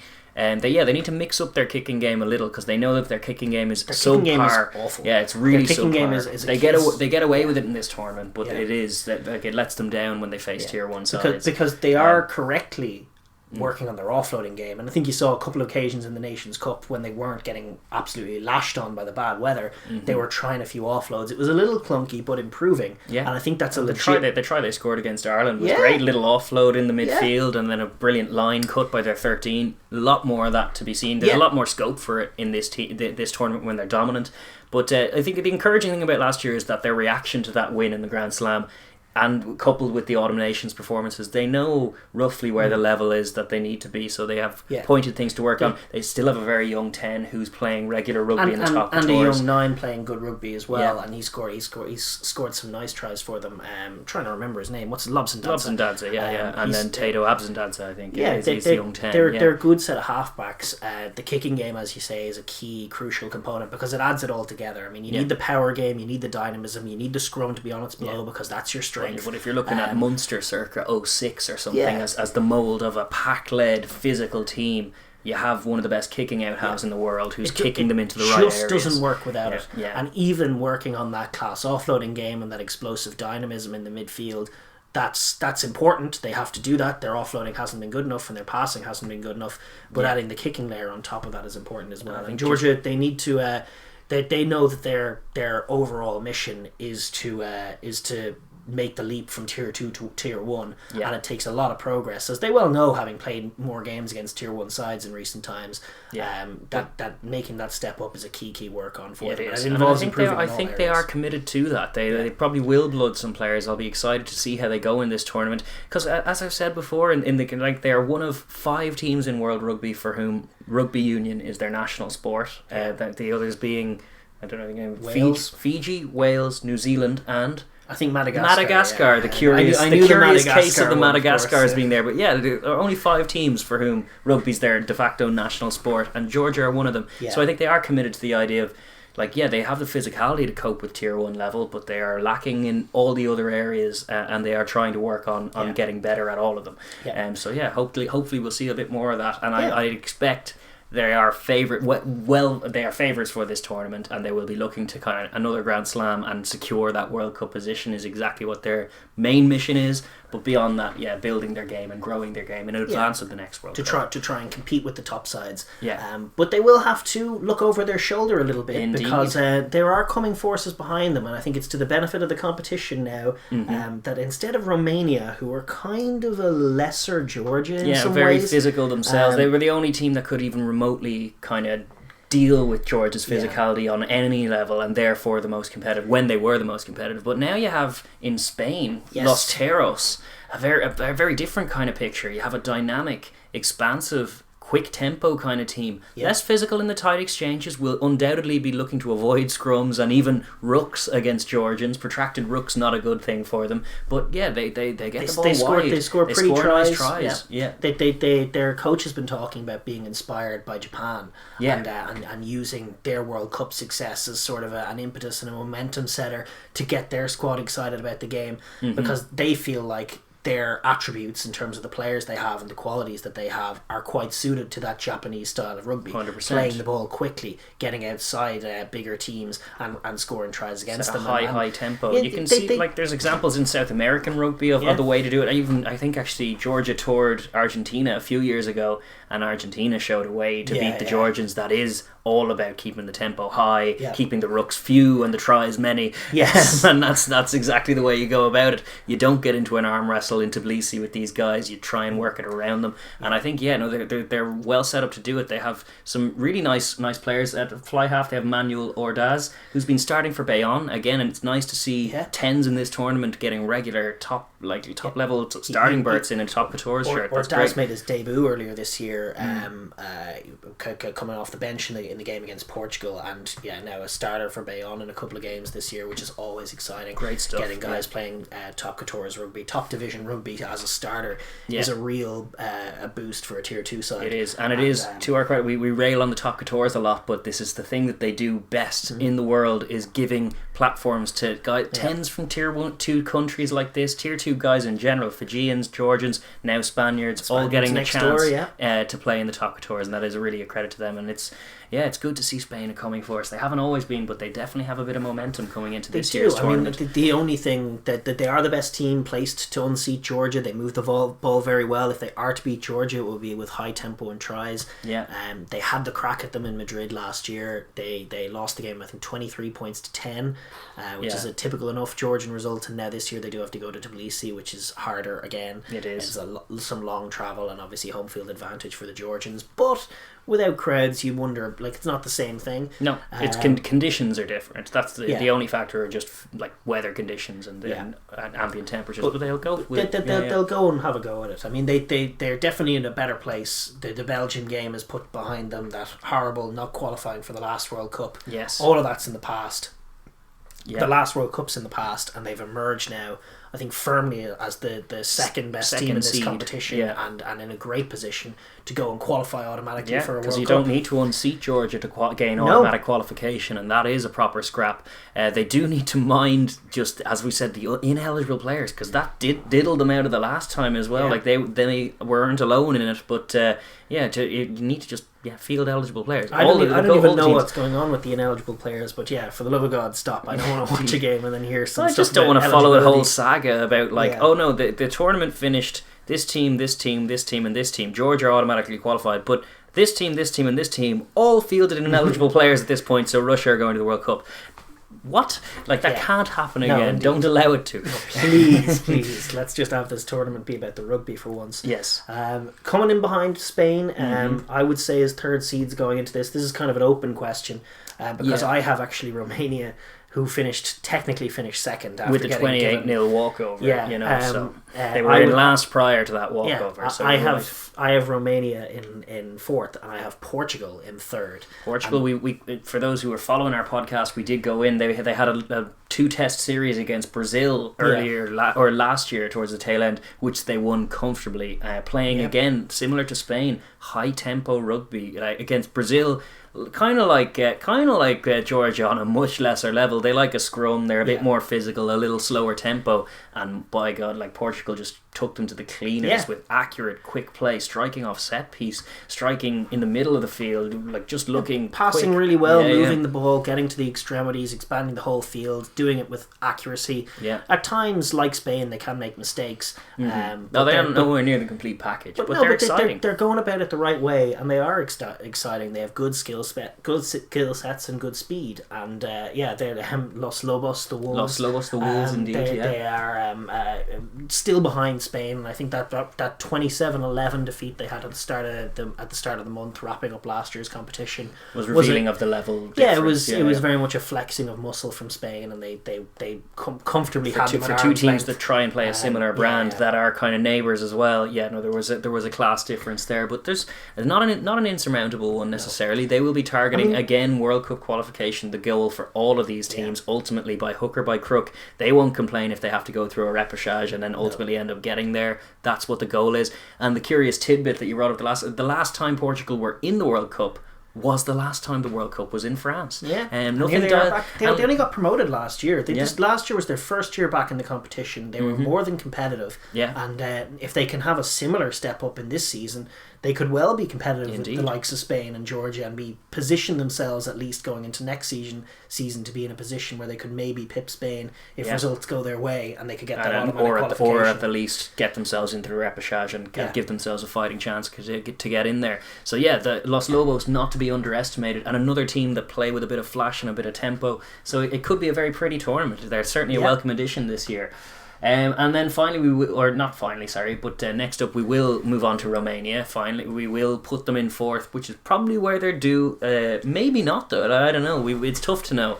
There are a few changes to them. They have been a bit of a diminishing force over the last few years, as we've alluded to, but they've spent a lot of money in pandemic time. Unlike most unions, they built a brand new stadium for their club side and now for their international side, which has undersoil heating, because apparently one of the things that was precluding them from being in the Challenge Cup, the second tier of European club competitions, they had a team in there, but their pitch was frequently frozen over at the time of the game and unplayable, and so they were ruled out. So they spent the money, they've got the undersoil heating in there, they have a stadium. They've not quite got it annexed by their government for football purposes, which was a rumour. What is the latest on that? Is there... I haven't seen any updates, but it was in the rumour mill that one of their sport minister, I think, wanted to just be like, here's a perfectly good stadium for football. Why are we giving it to rugby? Why are we being built to rugby? I have no idea how the stadium went about being built, but it is a funny one. Yeah, it happened in lockdown when they built it, which is crazy because other nations, richer nations than Romania, some would say, are scrambling for funds. There's some benefactor there. Must be, because the other thing they have is a brand new head coach, a familiar face, Andy Robinson, who has Six Nations experience. Certainly is one of the highest, just in terms of reputation, is one of the highest kind of paid or most in tier 2. You mean in tier 2? Yeah, one of the kind of most experienced coaches they probably ever hired and ever had. Certainly has a reputation for gritty teams as well, which doesn't necessarily. I didn't love his contributions to either England or Scotland way back in the day. I mean, I'm curious is the word for how Romania are going to look, because they're up against teams who are going to be making no mistake about driving a high pace, and they're going to have to try and live with that. And it'll be interesting with all this investment, whether it's the right investment. I haven't seen Andy Robinson coach a team in a while, so it's true. Anything's possible. Yeah. He could look really good. He could be a matchmade and experience could weigh well on his head. It could be a stylistic matchup that suits them. You never know. He does like to play kind of slow, physical, kind of defensive-minded teams. He does that a lot. Yeah. So Romania could present that picture in the context of this. It could work as a marriage. The question is just, do they have the quality these days? We haven't seen it from them in a few years. Are we going to see something else? It is, with that World Cup carrot attached to this tournament, it adds a significance for all these teams, and Romania will be no different. Having invested all that much, they're going to want to be at the World Cup to get some of that money back. Yeah. So you're going to see all of these teams up for the fight. It's a bit of an unknown quantity, Romania. At their very best, they tend to be sort of dynamic and physical and powerful. Good loose forwards is what you'd associate with them. A decent kicking game, actually. Yeah. I remember them kicking their way to victory at the World Cup in 2015. I want to say it was over Tonga, but it was that was Georgia who beat Tonga. They had a win. Yeah, I can't recall that one. Where they kicked their way to victory against the side. I remember them nearly beating Italy in 2011 as well. Or was it Scotland in 2011 in New Zealand. Oh, they have pedigree and they have history in the game. Yeah, I think this competition and Tier 2 rugby in general is better for having a good Romania. And I think that the investment, if nothing else, and the hiring of Andy Robinson, whether it's getting things right or not, is definitely it's trying things. Evidence of them being committed to a future for Romanian rugby, which is a good thing to see. Exactly, and the future going forward, and as well, this is a very important year this year and next year for all of these teams. Qualification for the World Cup, very, very important. And with that, we will move on to the last team in the competition currently. Obviously, Belgium are still up there based on last year's thing. They could still be in there, but that is undecided. But we do have Russia still in, who were the last team from this. They did go to the last World Cup, granted on a technicality, but they will still be in with the fight as well. They have a few good players. They're kind of still lucky to be playing in this competition because their 2020 form was pretty dismal. It was up and down, wasn't it? I mean, they got hosed by Spain. They had a tough loss to Georgia just at the end of the tournament. They did beat Romania. They did nick a home win against Portugal, and then had a 38-12 defeat to Belgium. Yeah, in the middle of all that, bizarrely. So they still have a lot of the same heads that we would have seen at the World Cup. Gadzeev, I think, is still there, and still, as we all know, as anyone who watched the World Cup knows, he can be on his days a really classy operator. Yeah. He does a lot of good stuff. But they're in sort of a so-so position. But I still think their best chance of qualification is probably for someone else to field ineligible players. It might be. But, it has been in the past. They're not as million miles away as you might think, though. They could put together a run of games where they nick wins and they find that kind of World Cup form, which I think is their ceiling. Yeah. I think they put in their best showing possible at the World Cup, which is a credit to them. It is genuinely. The way they played that first game, they were at the curtain raiser with Japan, and they gave them a few scares. They had good moments in games, but even so, I mean, if you look at the scoring return, it was 10 points against Japan, 9 against Samoa. none against Ireland and none against Scotland. But like there was 19 points in 4 games, despite playing well and showing good hustle. So it's that, like it's getting points on the board that there's gonna have to be a point of emphasis for them as well. But I think if they come out and show us the best of them and move the ball well and frustrate teams and turn balls over and not allow these teams who are all vulnerable in their own way, because it's all tier 2, not allow them to get settled in the game and move the ball and control where the game is played and nick wins, then they could be in a position to qualify. And I think all of these teams, like Russia might be the lowest ranked team, but are you kidding yourself if they're not thinking about qualifying for a World Cup as well? Because they always are. They always 100% are. And I wouldn't write anything. It's quite an open tournament, just given the fact that the qualification is on the line. And as far as Russia is concerned, macro things, it would be nice to see a few young players come through for them. Certainly a bit more speed in the back line by and large. That's one thing I remember from them. They're all pretty have like Artemiev. They're pretty physical as a back line. Like I suppose for a tier 2 level, they're not like dealing with top tier physicality, but they also just don't quite have speed. Like their wingers were a little bit robust and kind of good on defense and not all that quick. It would be nice to see a little bit more speed emerge through young talent for them. All of those are kind of macro thoughts though. Those are the teams, and that's sort of the order we have them in. I think favourites wise, Georgia clear favourites, but Spain and Spain could be, if there is a scenario where someone knocks off Georgia, it's probably Spain. I think you could get some good games. And for those who are uninitiated, they do start this weekend. There's no Test Rugby, no Six Nations Rugby, which I think is a perfect weekend for them to start the competition. 100%. In the gap week, have a little thing. For those who are starved of international rugby, you're going to have a back-to-back Saturday afternoon showing. First game between Russia and Romania is at 12 o'clock Greenwich Mean Time. That's UK and Ireland time. Midday. It's obviously 3 o'clock local time. Russia 3 hours ahead, but that's Russia against Romania. And then 3 hours after that, Portugal, Georgia. There you go. A couple of good games. Russia beat Romania last year. Romania, obviously, all this investment, all this hype.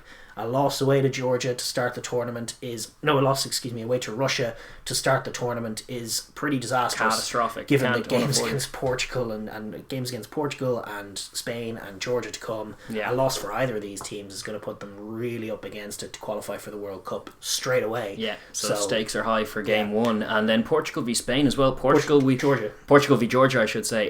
It's certainly a clash of styles. Portugal, as we said, going to try and set a high tempo in the sunshine in Portugal. Going to try and move the big Georgians around, score some tries. Georgia, conversely, going to try and keep that tempo down, try and make it more. Are they? No, I think they are. I think they're going to make it not down on, like in terms of slow necessarily. They're going to try and increase their own tempo, but compared to the way Portugal will ideally play the game, they'll want it slower, they'll want it more physical, they'll want to back themselves to the scrum. They will want to implement, as we were saying, better kicking games, better exit games, be more clinical. They get plenty of ball. They need to be more clinical. They need to move teams around. Like these defences aren't of the highest quality, and they need to trust themselves to pick angles off one another, not dissimilar to the conversations you have about Ireland. Just attack with a bit more willingness to find scores on plays, running lines off each other, looking for offloads, finding seams and putting scores on teams, as opposed to just winning the physical battle and then grinding out a 15-point win, which is what they so often do. They'll want to try and convert some bonus points in this competition, but they'll also want to escape Portugal without a banana skin defeat to put them on the back foot, and that's mission 1. And I'd expect they are favourites for it, as they are for the tournament. But there's definitely a scenario where Portugal catches them with their pants down in week 1 and throw the whole tournament open. What a statement that would be from Los Lobos. Indeed, So that tournament, which is always brilliant, does kick off this weekend, and we are thoroughly looking forward to it. And for all our Tier 2 fans out there, who you got? How confident are you feeling? Let us know in the comments down below. Go on, Rugby Europe. Good to see Tier 2 footy back in action. I'm looking forward to it. Another great season ahead. 100%. Okay, with that we will move on. Yes. And next up, we turn our attention to away from the international arena and away from the Northern Hemisphere as well. We're to go into the Southern Hemisphere to Club Rugby, and we're going to start with Super Rugby Aotearoa. Starting in New Zealand, it kicked off last weekend with aplomb. Two very good games over the course of the weekend. We're going to start with the first one, which was the Highlanders and the Crusaders, getting things underway. It finished, unfortunately, Highlanders 13, Crusaders 26, a little double score action, but that wasn't the whole story of the game. No, it was a great game. I really enjoyed it. Forsyth Forsyth Bar is just a perfect setting to open great. up the tournament. Yeah. Always, they were in raucous humour, which is great to see, especially given now that there's some potential issues with crowds. It was great to see the tournament get off on the right foot in that regard. It was in many ways a typical Crusaders performance, and in many ways not a typical Crusaders performance. Their multi-phase, as it kind of was last year at times, kind of lacking. Not necessarily in love with the passing game of the centres, even including Jack Goodhue at times, kind of struggling with the high tempo passing game. But they made up for that just with really classy game management and a couple of really choice set piece strike plays. I mean, they were in a few areas they were just unstoppable. But I thought Richie Mo'unga, when the going got really tough, classy operator at 10, as we know he is. When the going gets tough, he's become streetwise as well as craft, as well as classy. Like he just puts them in the right areas of the field when they need to go there. An invaluable asset to a team that's not necessarily clicking with ball in hand, which early season you can understand. Oh, indeed, a little bit of ring rust, but it helps when you can have game managers of that calibre, and then game breakers of the calibre of Sevu Reece as well, who just looked back to his glorious best after falling out of favour as far as All Black selection was concerned, and then putting his hand rightly back up again. It looked firmly like 2019 Sevu Reece again, just that classy footwork, awesome finishing, an absolute delight and a devastating danger in the wide channels. A really classy finisher and a lovely little flick back hook kick for the set piece try as well, just converting that. That was awesome to see. And the other obviously main thing is just that tight five, as we alluded to pre-game. They can be the difference between the Crusaders and the rest in this tournament and other tournaments they kept going on in the broadcast, but just they hadn't conceded a maul try in years. Forever. I think it was. And the Highlanders, being a team that loves to try and score maul tries, kept going back to it, and they kept shutting it down. Cody Taylor looked astonishingly good. Like, he was a guy who has been sort of always at the top end of the game, but he just was an absolute game breaker, man of the match for me. I mean, like, he was just everywhere, shutting down mauls, coming through onto the Highlanders defence time and time again, linking up, and then obviously that busting try where he just smashes right through the number 8, picks a class line off Whitelock, 2 tight 5 men who've been beating them up in the tight, linking in the midfield and putting each other in space and running into score, and that's the sort of grim inevitability of the Crusaders. Yes, they do paint an inevitable picture against even plucky underdog teams with a lot of spunk and a lot of fight. They seem to find a way, and like things like disciplinary issues, of which there were some, and there just moments of just non-tenuity, if you like, just things not sticking, things not looking slick as they can do. You certainly know that the Crusaders at their clinical best probably look a few notches above that, but in general they just, even when it wasn't going they're going well. They had a 10 in Mo'unga who could kick them into the right areas at least, and they had a defence that was just withstanding. I mean, to withstand in that second half after they took the narrow lead, wave after wave of Highlanders pressure, because the Highlanders weren't too far away in this game by any stretch. They were in it right up until the death, but just wave after wave of maul attack not working, and then go up the other end and score a maul try. It's just awesome. It's their pack flexed its muscle, and in that sense they were really good. They do still strike off set piece, and that's, to be fair to them, just a bit of a thematic quality to modern rugby at the moment. Multi-phases aren't breaking down defences, so teams are going to set piece moves to do it, and they're no different. They're struggling on the multi-phase and striking off set piece, but we know that can work, and it did in the first game. But by and large, the Crusaders, no hassle, looking awesome. Look like the favourites, which they undoubtedly were pre-tournament, but a good away win in Forsyth Bar to get their defence and their campaign started with aplomb. And for the Landers, for Tony Brown's team, they weren't too far away. They had plenty of positives. Like if Liam Squire catches that cross kick, it's a 1-score game in the last play, and I think it was a crying shame that he didn't on his return. And could have been the hero. A ball for him, and he just misses it. And likewise, Mitch Hunt missing a couple of touchline conversions. You know, it was a tighter game than the scoreline suggests. They were in it. They're always great. They have such a great attitude to the Highlanders. It's like some clubs you'd fault for, like there are losing traditions, and there are teams that just get complacent with losing, and there are teams that don't put up a fight that annoy you to watch. The Highlanders do none of that, even when they're sometimes a little short of the top level All Black quality that some of these other sides in this tournament do have. like they fight for everything in every given game. They give away nothing. You can't fault the effort from them. You have guys who have never been in with a look in for the All Blacks, but are just such hustlebots and quintessential clubmen. A good example of that. Yeah, like he's a really quality number 12, busting his way through. I mean, I thought the other thing is the set piece strike play, like we talk about with the Crusaders.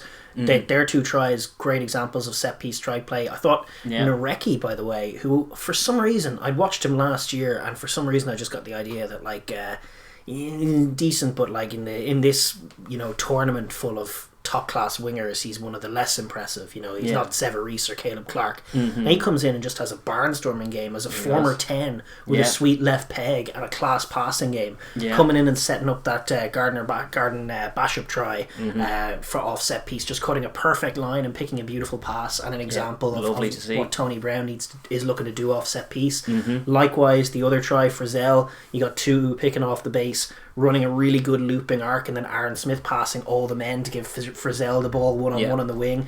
Beautifully designed. Still a vital attribute is Aaron Smith. It's still a useful one, keeps them in any game as well, because he's so good at getting the ball wide quickly for moments like that. Indeed, and their movement of the ball off set piece and their clever play designs that Tony Brown comes up with are still a factor. They just, for me, the one work on is they need to be a factor off lineouts in a way. Like the maul is great, but I mean, against a team like the Crusaders, just going back to it and back to it when it keeps not working, and then you're going to concede a maul try, which is just an even more it makes the blow of it even more devastating, just giving the psychology of that for a forward pack. You need to mix it up a little bit off the strike. Now that being said, their maul might be phenomenal. Like, it might just be that the Crusaders' defense of it is that good. Like, maybe the maul will give them more purchase, but I agree. Go to some other moves. Like, you've got such clever play designs in so many other areas, except maul line out drive is the only option from 5 out.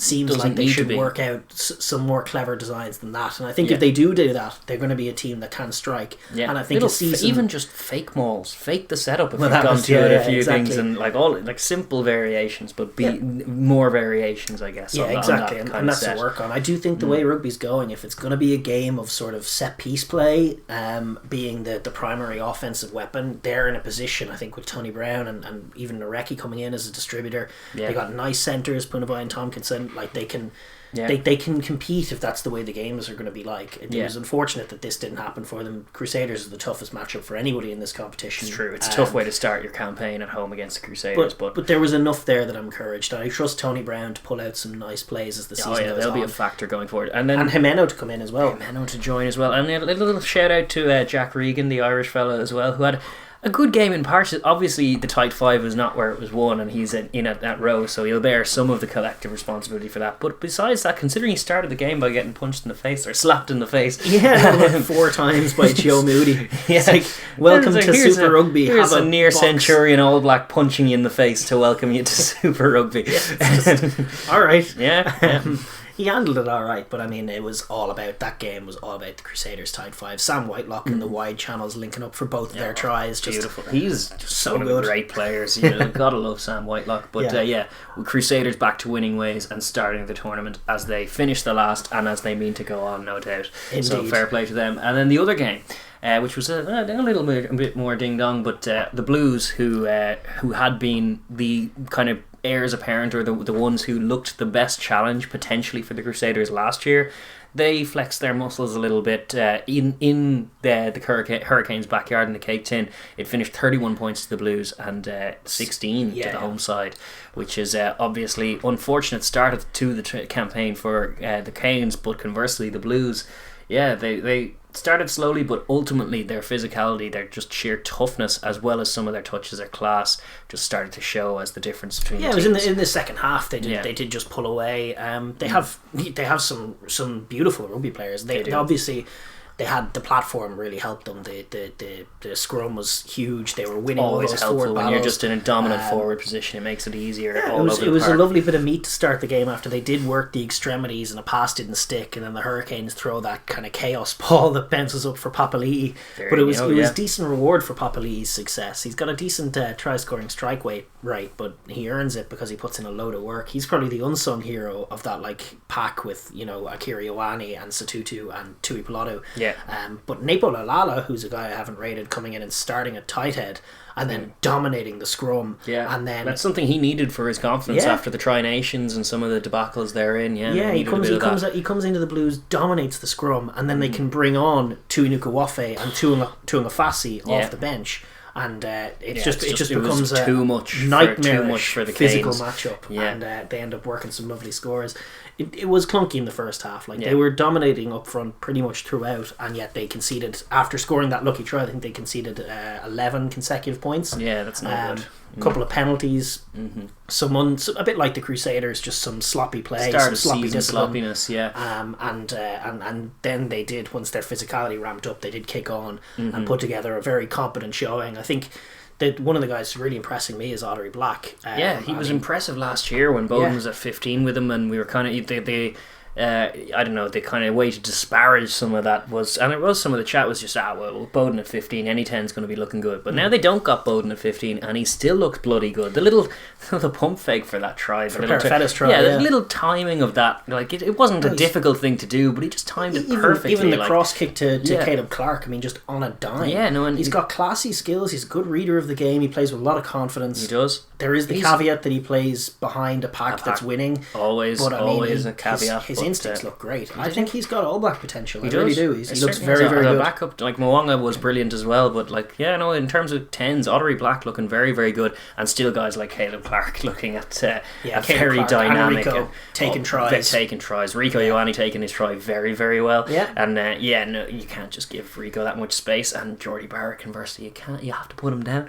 You can't be leaving Riccatelli out there to dry when Rico's breaking on the ball. You got to put him down, and otherwise it's going to be 7 points, which it was. Yeah. Fair play to Rico. He grounded the ball, and he might put his arms together and look smug about it. He grounded the ball over the line. It was a try. He did. No controversy about it. They have a decent balance to them. I'm curious to see how it goes on, but the Black and Parafetta axis has potential. Oh yeah. And Caleb Clark, really from his first touch back in the jersey, it was like, I wonder what Caleb Clark we're going to see, and then he gets the ball, it's like, it's the same monster Clark, who you have to just either back off and give him a load of meters just so you can get him down and deal with him. The Argentinians did flood players into his channel and stop him. But it's a tough match. At Super Rugby level, it's just really tough to anyone stop dealing him. And if you can get that Black Parafetta axis moving the ball out as far as him, there's danger all over. With Rico striking in the middle, danger. And Rico hasn't lost a shot of pace either. No, so they have a good balance to them. And on the other side as well, they were behind in a game, they were kind of clunking, they were kind of misfiring, and then they put it to bed. Yeah, which is that's an example of a Blues team that's evolved a little bit from going into last season being just perpetual one score losers to just be out of form and still see off the Canes is we've stepped it up a level and now we're at here the to cake compete. tin potential for a loss there, and it wasn't. They ran out comfortable winners in the end, predominantly on the forward pack, but with a lot of exciting potential in that back line too. I expect them to be close if not the top challengers to the Crusaders throne this year again. I think they're certainly favourites to be that way. The Canes, it was obviously on paper a tough start. I did enjoy some of what they were doing. I still think they're fun. They do try to attack in creative ways. Aumua, that hooker coming in for Dane Coles. That was awesome showing. 2 tries. I loved the fake maul. We were having a discussion before the second try that Aumua scores. A maul breaks out ahead of the previous maul where the ball is, and it looks like the ball is in the maul that's broken out front. And everybody kind of turns to that maul because Blackwell, the Hurricanes lock, peels out of the maul where the ball is, the one that's behind the first one, about 10 metres out from the line, and comes charging at the one that's breaking off about 5 yards from the line. And all of the Blues defenders go we got to stop this.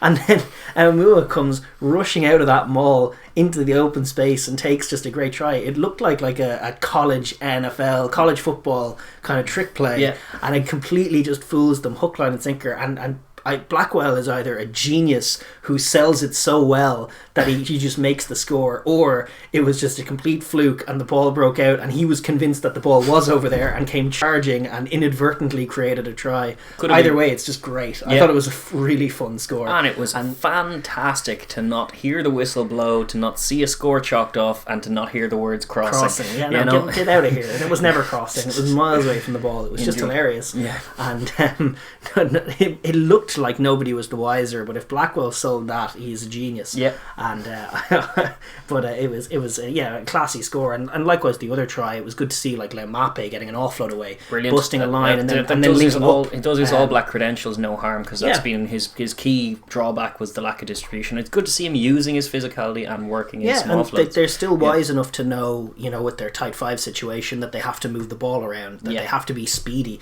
that they have to get to the extremities, and that in the midfield, if they've busted a line, find a try instantly. Don't let the defence reset, and there does seem to be a mindset there to do that. They're gonna they have a physical issue in terms of matching up with some of these sides, but no issue, I don't think, with the impetus and the willingness to attack. Just the intent was great from them, and it was a good match played in good spirits in the Cake Tin, and unfortunate way to start for them. It does set them off on a losing record to begin with, and it's tough, obviously, with the Blues not being even the most fearsome pack necessarily, with the Crusaders still to come. But points of optimism are things like Amua looking great, Lamapi looking good as well. Who didn't look great was Fafita. Via Fafita. I remember a few seasons back when he was all the rage, bursting onto the All Blacks. I remember, I think it was against France or somebody who he debuted against, and just sat down his opposite number, I think it was, and just came charging through. And he looked like a Lamu-esque monster out there in his All Black debut, and people thought, oh my god, this sky's the limit for this guy. But he just hasn't kicked on, and he's had a couple of injuries, and now watching him play at the weekend, he was slow and sluggish and not up for the fight against a really tough back row from the Blues, who really had to be on your blow to deal with Ioannis and Papalides. It needed to be a stellar performance from him. It was a bit shy of it. Missed tackles. He was just not quite the same force that he once was. Make allowances for all of these kind of jaded showings from all of these teams, because some of the slickness, some of the cohesiveness isn't quite there, because it's game one of the season or first day of the season. But my point is, like, he's an All Black out there. He's a guy with great attributes. They're going to have to lean on. Like, outside of Artie Savia, he's really a guy that, as you say, going to have to lean on. Although the hooker jersey looks great with Aomua and Dane Coles to come back in. That's a nice dynamic hookers. They were all about it, and Super Rugby Aotearoa has no shortage of them. Really good hookers. So that was how things got kicked off. Obviously, good winning starts for the Blues and for the Crusaders, not wholly unexpected, but it does tee up the competition nicely. And then this week we have a couple of more fixtures as well.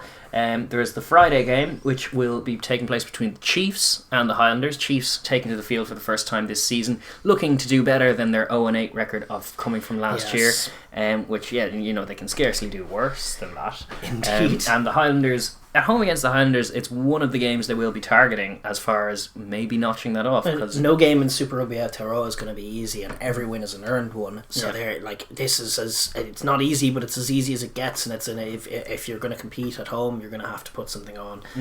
This game takes place on Friday. That's this coming Friday, March 5th. That's 6 a.m. our time.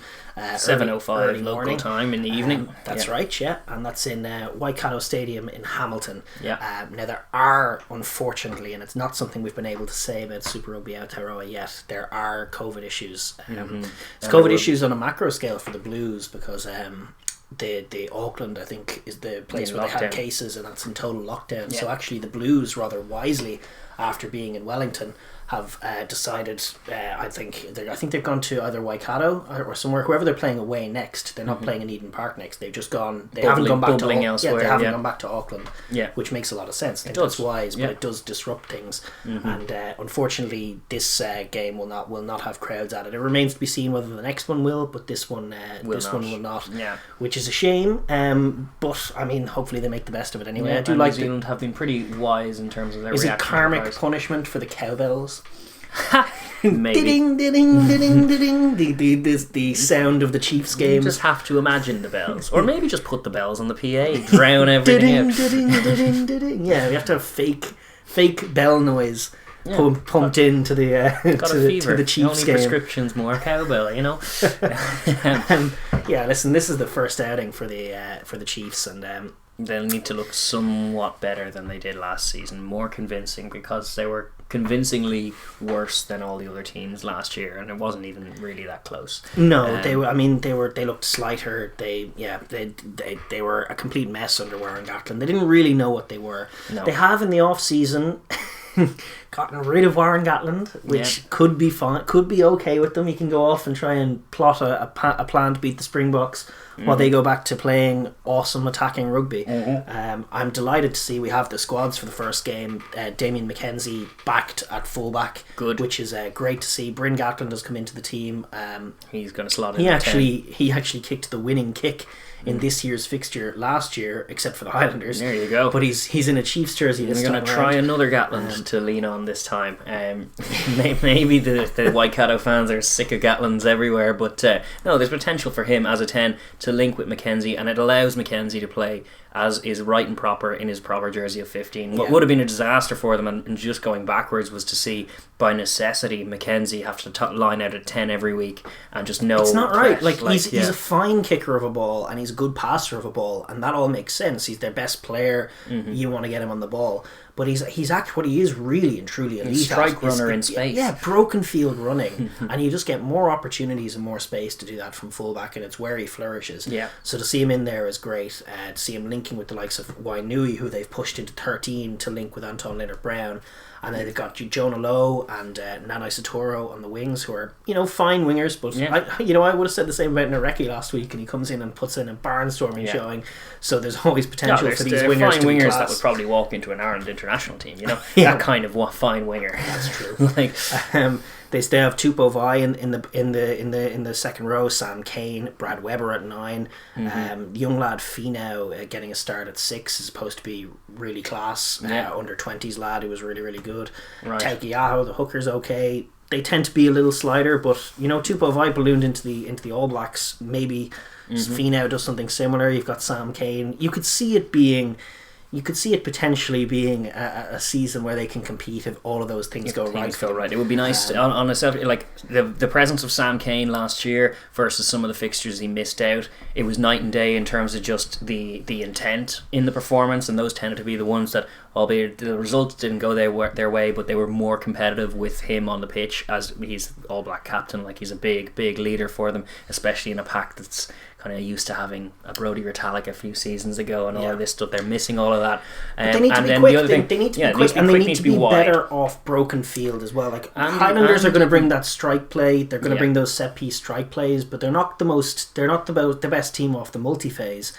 And if they can exploit broken field kicks, if they can keep balls alive off phase play, if they can do that sort of no ruck frantic action that these Chiefs Highlanders games have brought in seasons gone by. You think back to Tim Nanai Williams tries, great tries, even with the ball in play for 3 straight minutes and just constantly go.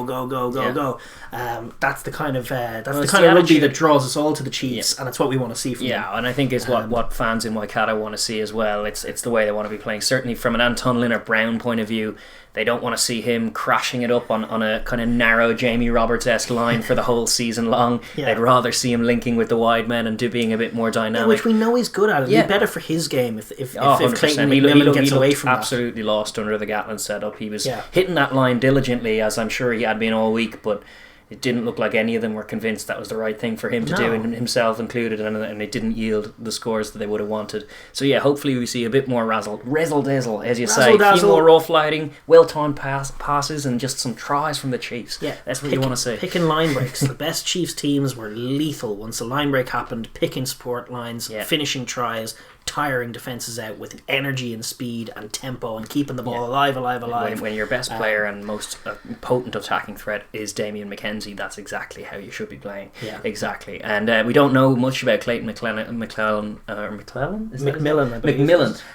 who's the new head coach, but I'd imagine it'll be a different approach to what Gatland was trying to do. I can't imagine they think of 0-8 as a success, and the Lions tour is the perfect way for them to get get rid of Gatland without having to, draw a line in the sand there and draw a load of attention in that way. Yeah. So it takes the pressure off them a little bit, but also takes the Gatland and Gatland style out of there. Yeah, which is no bad thing. Not a match made in heaven. No. But yeah, comparatively, the Highlanders, they are in a position where they will need to bounce back. They are away from home here in Waikato, but as we said, there's not going to be fans, so it's not really a factor. They played pretty well against the champions and tournament and favourites and all of that. They'll have one match under their belt, so they'll be fancying this against the formerly 0-8. Going 0-2 is tough in this competition. It takes no prisoners. They haven't, unlike the Australia, or is it? Are 4 teams going through to the postseason? Everybody's going through. So there's no issue there with like relegation or missing out for last place, which makes sense in the year that's in it. Yeah. They've mixed up selection a little bit. The Highlanders, they've taken Aaron Smith off.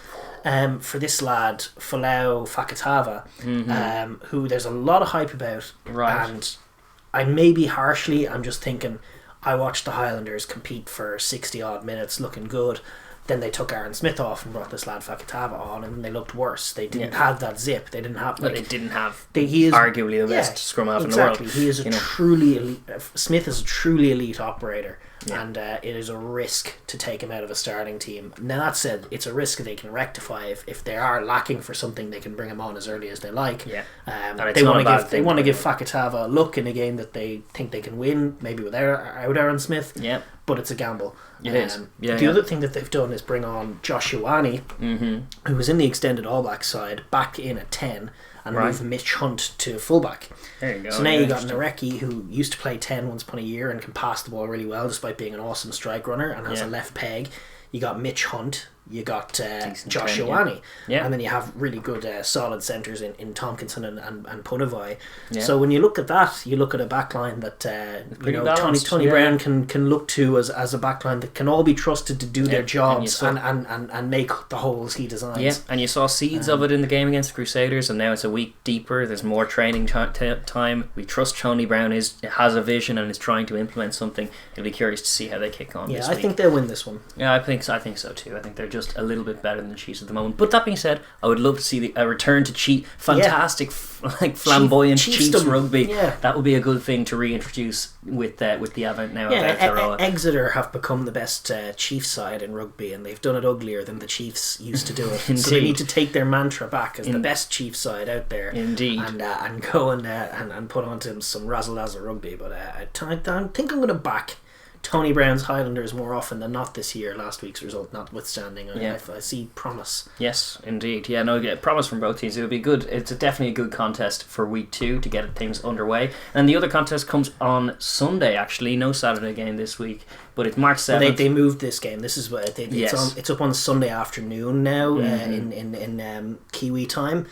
Because they have this 4-day lockdown situation. That's so they want to, I think, see if they can get crowds in. If all settles down, they might be able to get crowds at this game, which is between the Crusaders and the Hurricanes. Indeed, yeah. Obviously that's going to be in Orange Theory Stadium, Christchurch, and it's Crusaders coming off yet another dominant victory against very tough opposition in Tony Brown's Highlanders as well, but they'll look to impose themselves very physically on this Canes team, who are coming off the back of a defeat at the hands mainly of that monstrous Blues pack. Yeah, the Crusaders with that Type 5 will fancy doing something similar to this Canes team, just judging by the scrums. Given what the Blues did, and the Blues did it without being too sharp either. They missed chances in the first half and arguably let the Canes back in. Yeah. So if the Crusaders can keep that same sort of physical pressure valve up and be clinical, they should be comfortable in this game. They should. What's weird is that the rearranged. I understand the rearrangement of the fixture. This is perhaps a peripheral thing, but it clashes bang on the money with Adesanya's fight this week. Yes, Adesanya, the big New Zealand UFC fighter, is fighting for a title this week. And it clashes bang on the exact same time. Yeah, that's a weird one. I don't know if probably an oversight. They're more focused on getting I would play. Be a little disgruntled were I a Kiwi sports fan. Yes, I probably would. Yeah, you want to watch the Crusaders and you want to watch Adesanya. That's a weird one to me. Yeah, it's true. It is a little footnote in the arrangement, but obviously COVID was what threw this in, so it'll give the benefit. This is always the answer. Indeed, you give the benefit of the doubt. But in terms of the Crusaders, discipline and just the quality of their multi-phase game, probably the key work-ons from a selfish point of view. That and the fact that this is their first home game of the season, they're going to want to make a statement victory and a really good performance. Yeah, and just mind the else will discipline. do. Keep that same intent, keep that same physicality, that rhythm, the set-piece strike plays. I mean, that try with Mwanga, perfect zip pass to Cody Taylor, beats his man and pops it to Sever in the corner, and those are the key men really for me. On the evidence of week one, and then Sam Whitelock as well, constantly in there. I think it'll be in the tight that they do. It'll be with set piece on the platform, and then it's about implementing their game. But I'd expect good things from the Crusaders. They don't tend to disappoint at home, and they don't tend to lose games in general. But in the first home game, it's very difficult to see past them, especially when you look at the Canes. Despite some positives, it's like the way that game went at home in the Cape Tin against the Blues, not the Crusaders. They were pretty comprehensively second best in the tight exchanges where it mattered, and this is no step down at all. In fact, it's the toughest game of the calendar for any of these teams, so it's going to be a tough one. It's a tough one. I tell you, Julian Savilla's back. That's good. He was sitting down a couple of folks last week, and he has great memory of punishing an older Crusaders team who weren't as imperious, but back when Savia was in his pomp, Izzy Dag used to not be able to live with him. That's right, yeah. He truck over him every time. A montage of just Julian Savia perping Israel Dag could be like 5 minutes long, just constant Super Rugby.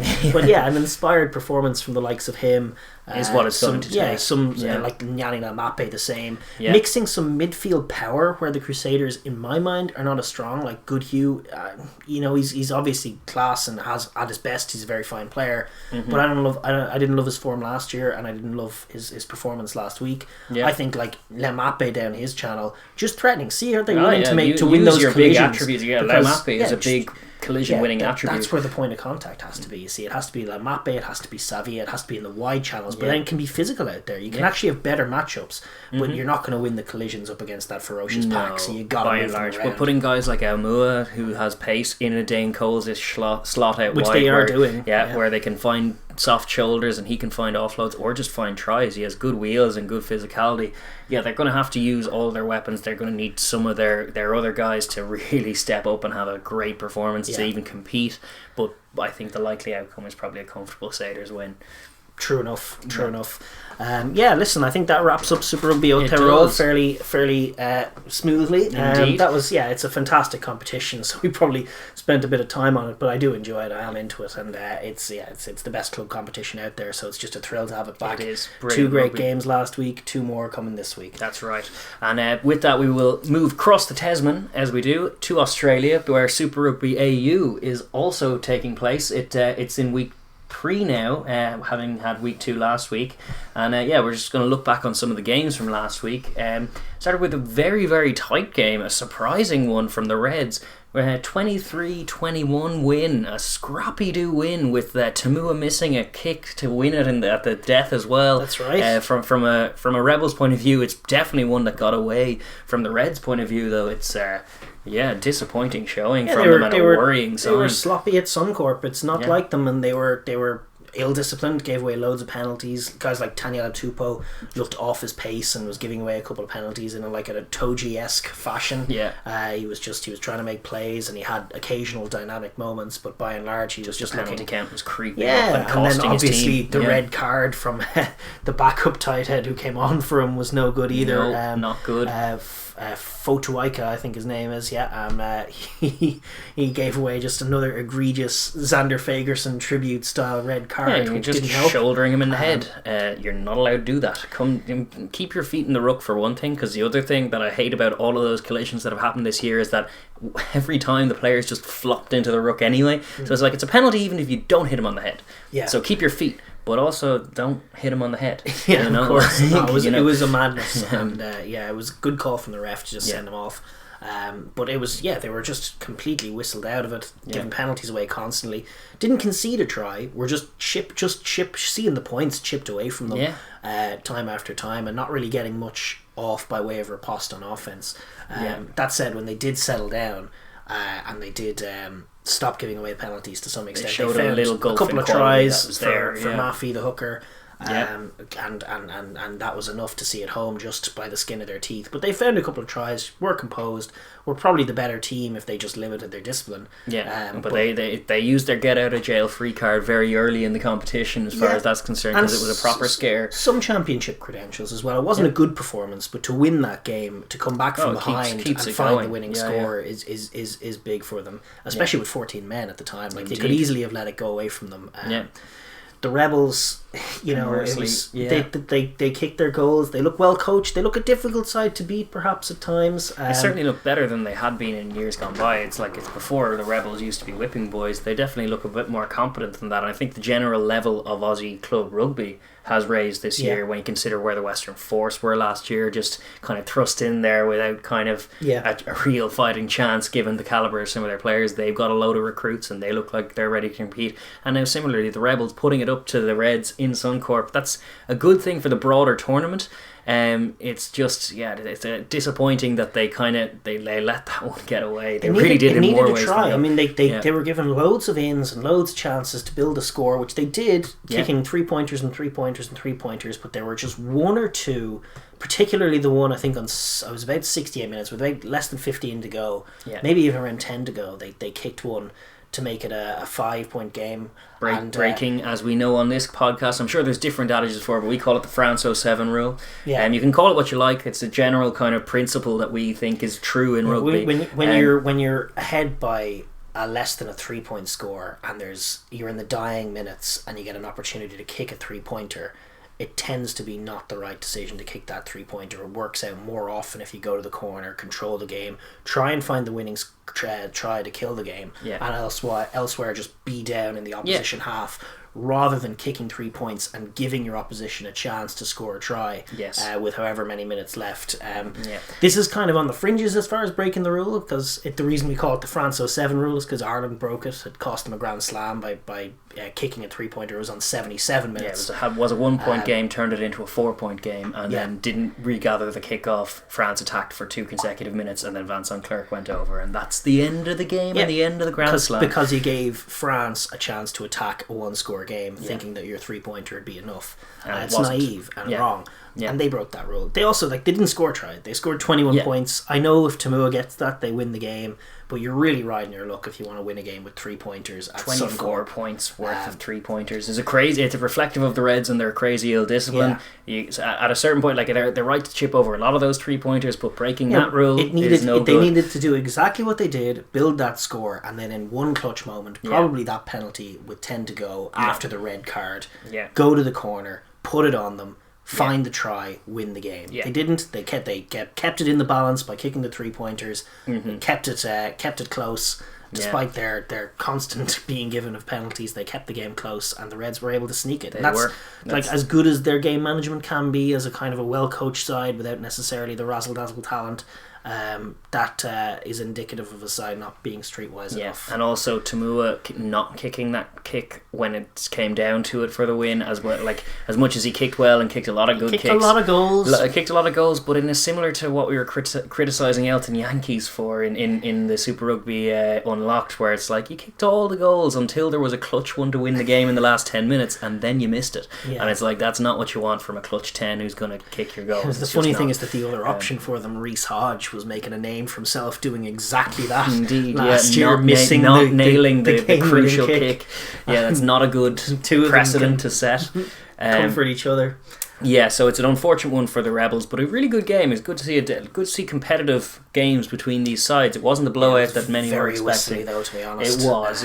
It was not flowy, and I think the main talking point, as we said, don't break that France 07 rule. You can call it all manner of other things, but don't break that rule. And actually, funny, just a note on that, a lot of fans don't ever see, you see a lot of fans from rugby countries who don't subscribe to that line of thinking or don't agree.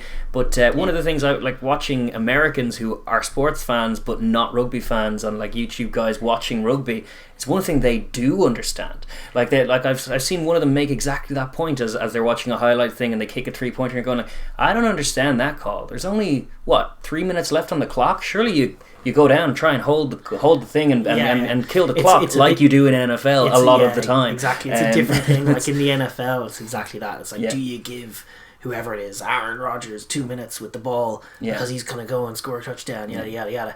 It's something they understand. Clock management. Clock management, and something that needs to be more appreciated by teams. Too often rugby teams are just like, the default here is we take 3, which can be mostly true, except in moments, and those moments can pass you by, but they need to be recognised. Indeed. Moments just before half time.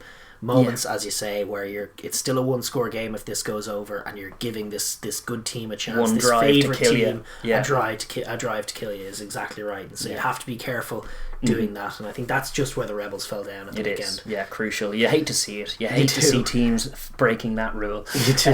But the other game was far less intriguing. Woohoo!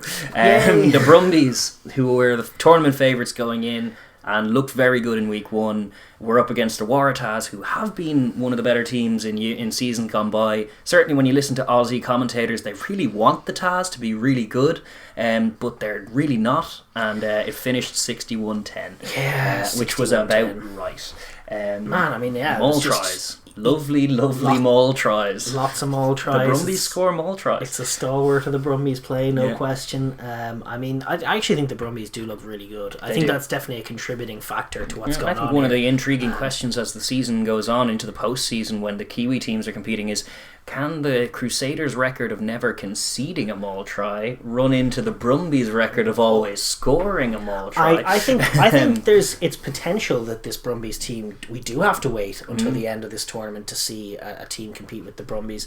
It remains to be seen. The Reds obviously best placed to compete with them, but not a confidence building showing from them versus a 61-point tonking. How often do you see the Brumbies score 61 points? They look good. They've added dimensions to their game. That's what I'm saying. They still have that class maul, but they've got Nick White and pulling the strings there. Looking very good. Looking really good. He's really matured Took into his a try fine very player. well. Probably shouldn't have been a try that was scored. Try very well. He just ran straight and they fell off him.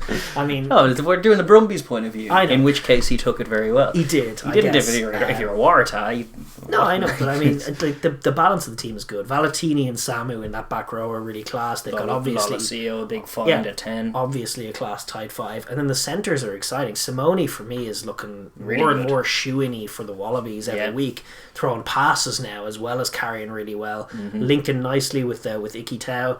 In the centre, both of them are class players, and they're finding different kinds of tries as well as those maul tries. They found a few different kinds of tries, which is what accounted for the 61-point showing. Listen, there's not much to be said about this week. They were a class above the Waratahs, but for me, they look very, very. They look very, very good. I'd be worried if I were a Kiwi. I think the general standard of Aussie rugby has increased. I think of all the countries, the switch now from Super Rugby Malays to Super Rugby domestic comps feels like it could be a permanent one. Works really well for Australia. It means there's a bit of silverware at the end that an Australian team's going to win, which just automatically gets the average fan more into it. The difference between the Premiership and the Heineken Cup and the Pro 14 and the Heineken Cup, it's just a better balanced season when you have those two fronts to compete on, and probably makes more sense in the Southern Hemisphere context to do just one and then the other. Whereas obviously Europe, it kind of jumps intersperse around the European fixtures, which works in Europe. But no, I love the format for them, and I definitely think a team like the Brumbies could be well placed then if they get themselves right and come into these Kiwi games as Aussie champs. As Aussie champs, and knowing it's going to be a step up, but also having confidence in themselves to make it. It could be very good for them. It did, indeed. From the Taz point of view, is there anything to be said? Well, they scored 10 points. That's kind of nice. A bit like Italy. The try they scored was so uninspired as well. It was like a really slow red zone effort where they kind of had to fall over the line after many efforts. It wasn't like slick play. No, it wasn't. No, they're very green in the gills. That's about all you could say. There's a lot of young guys out there.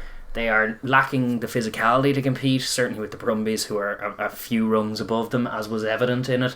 But it looks like it's going to be a long year for them. They have a young side that they're going to need to bed in. They probably need to find a few more kind of bits of talent, nuggets of talent, because as well as being a young side, it doesn't look a particularly razzle-dazzle spectacular one either. Nobody's winning any matchups out there. It's just a kind of a losing effort all around.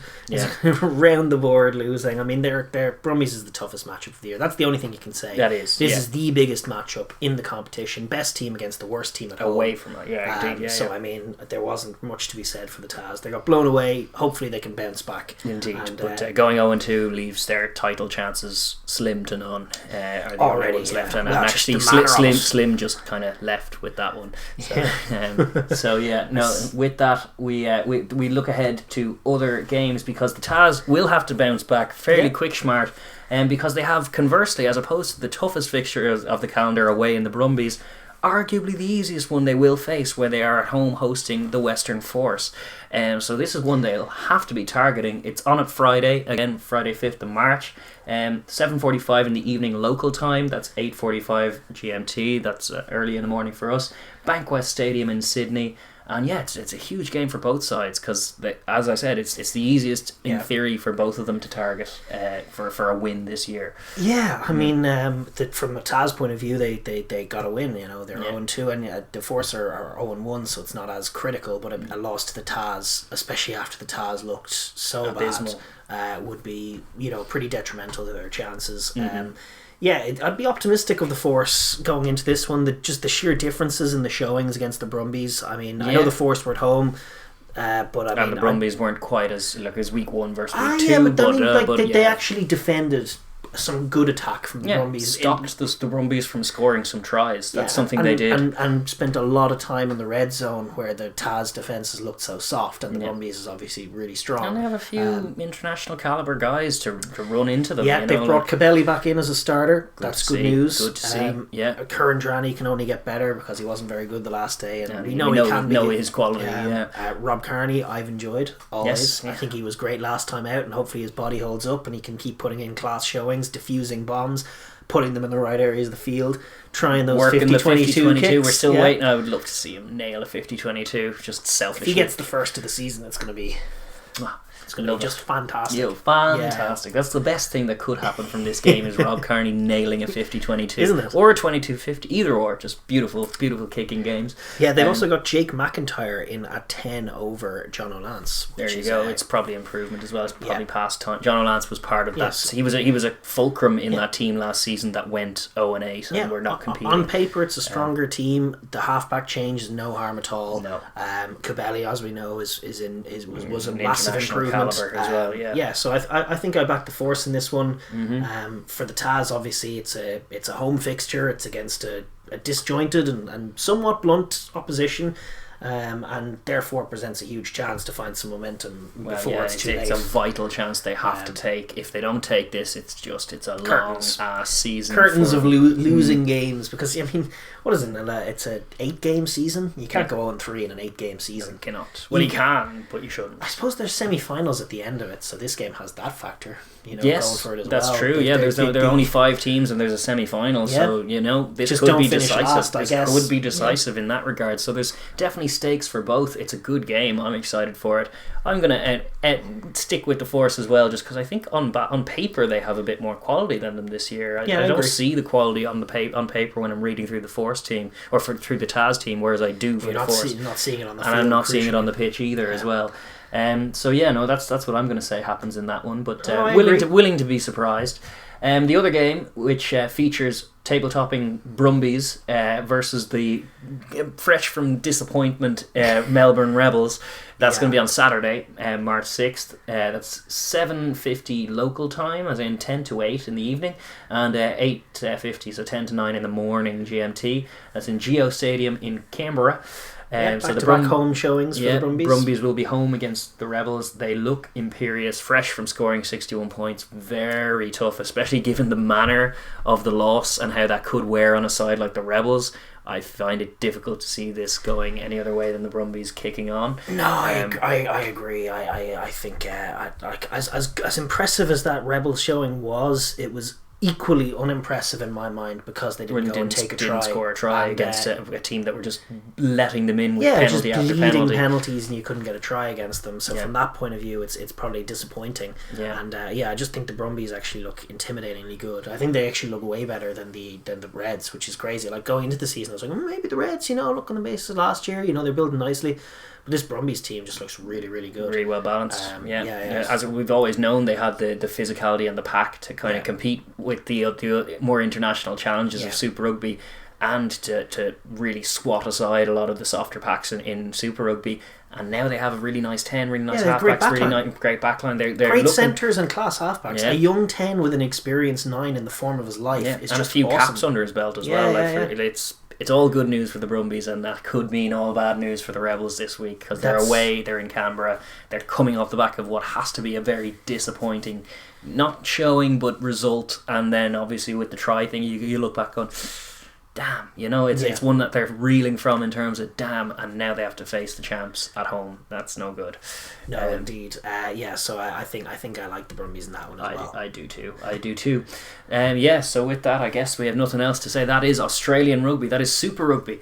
Super Rugby Aotearoa and AU wrapped up for this podcast. Yes. So we will move on. Yeah. So next up, we move to the Northern Hemisphere, where the club rugby is still coming thick and fast week on week, despite the Six Nations carrying on as well. We had the Top Couture had its showpiece game on Saturday evening last weekend with Toulouse travelling away to La Rochelle, and it was a late Yoann Uge try which saw them secure the points, secure the W there with Cheslin Colby at 10, no less. I love the Colby selection. It didn't quite work. Like, it was a tight game between Racing and between Toulouse and La Rochelle, and La Rochelle were in control for much of it. 14-11 had finished out there. But Racing just didn't put on the scoreboard pressure for all their dominance, and towards the end of the game, I think it was with about 10 to play, but it proved the decisive score.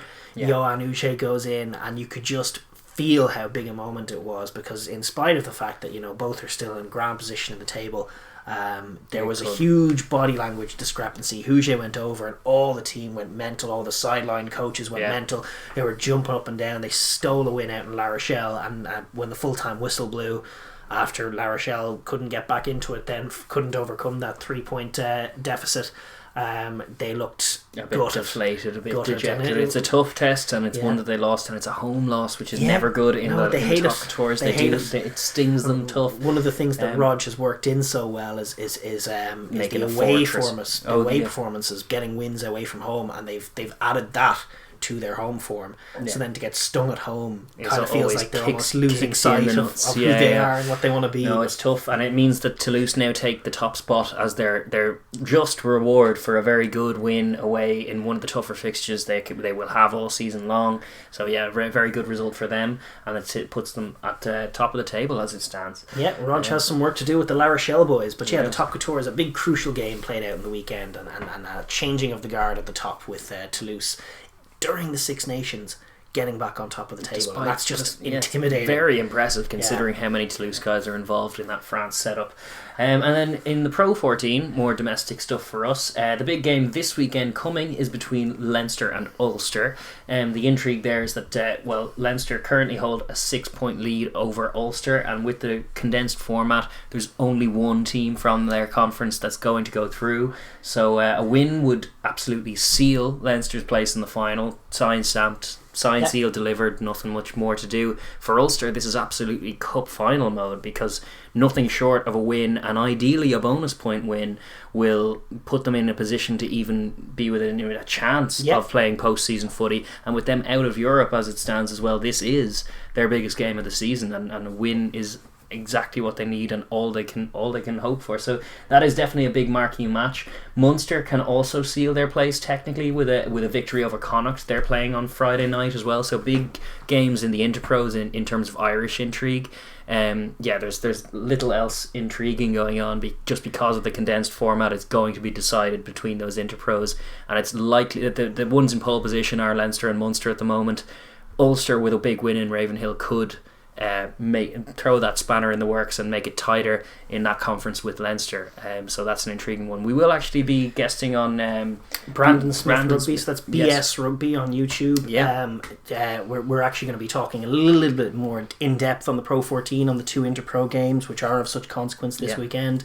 We're going to be going onto Brandon's channel and having a chat about that tomorrow evening. So if you're if you're Irish by any chance and anxious to hear us talk maybe a little bit more about Irish rugby than we usually do, that'll be a place where you can catch us doing it, and we'll put a link down to Brandon's channel because it's actually very good. Yeah, and he's just crossed the 1K subscriber mark. Yes, but could use a few more of these of you guys. 100%. Joining up on him. So definitely follow him for great rugby content as well. So we'll be up on his channel if you want to hear us talk a bit more about the Pro 14. Yes, that'll be, I suppose, later today as we're shooting it. It'll be tomorrow. So sorry, be today that's dead right. Out. Excuse me, what am I talking about? I should be doing it as live as you guys are seeing it. Yeah. So if you're watching this on the day of upload on Thursday, it'll be later this evening. That we're chatting to Brandon. So keep an eye out for that.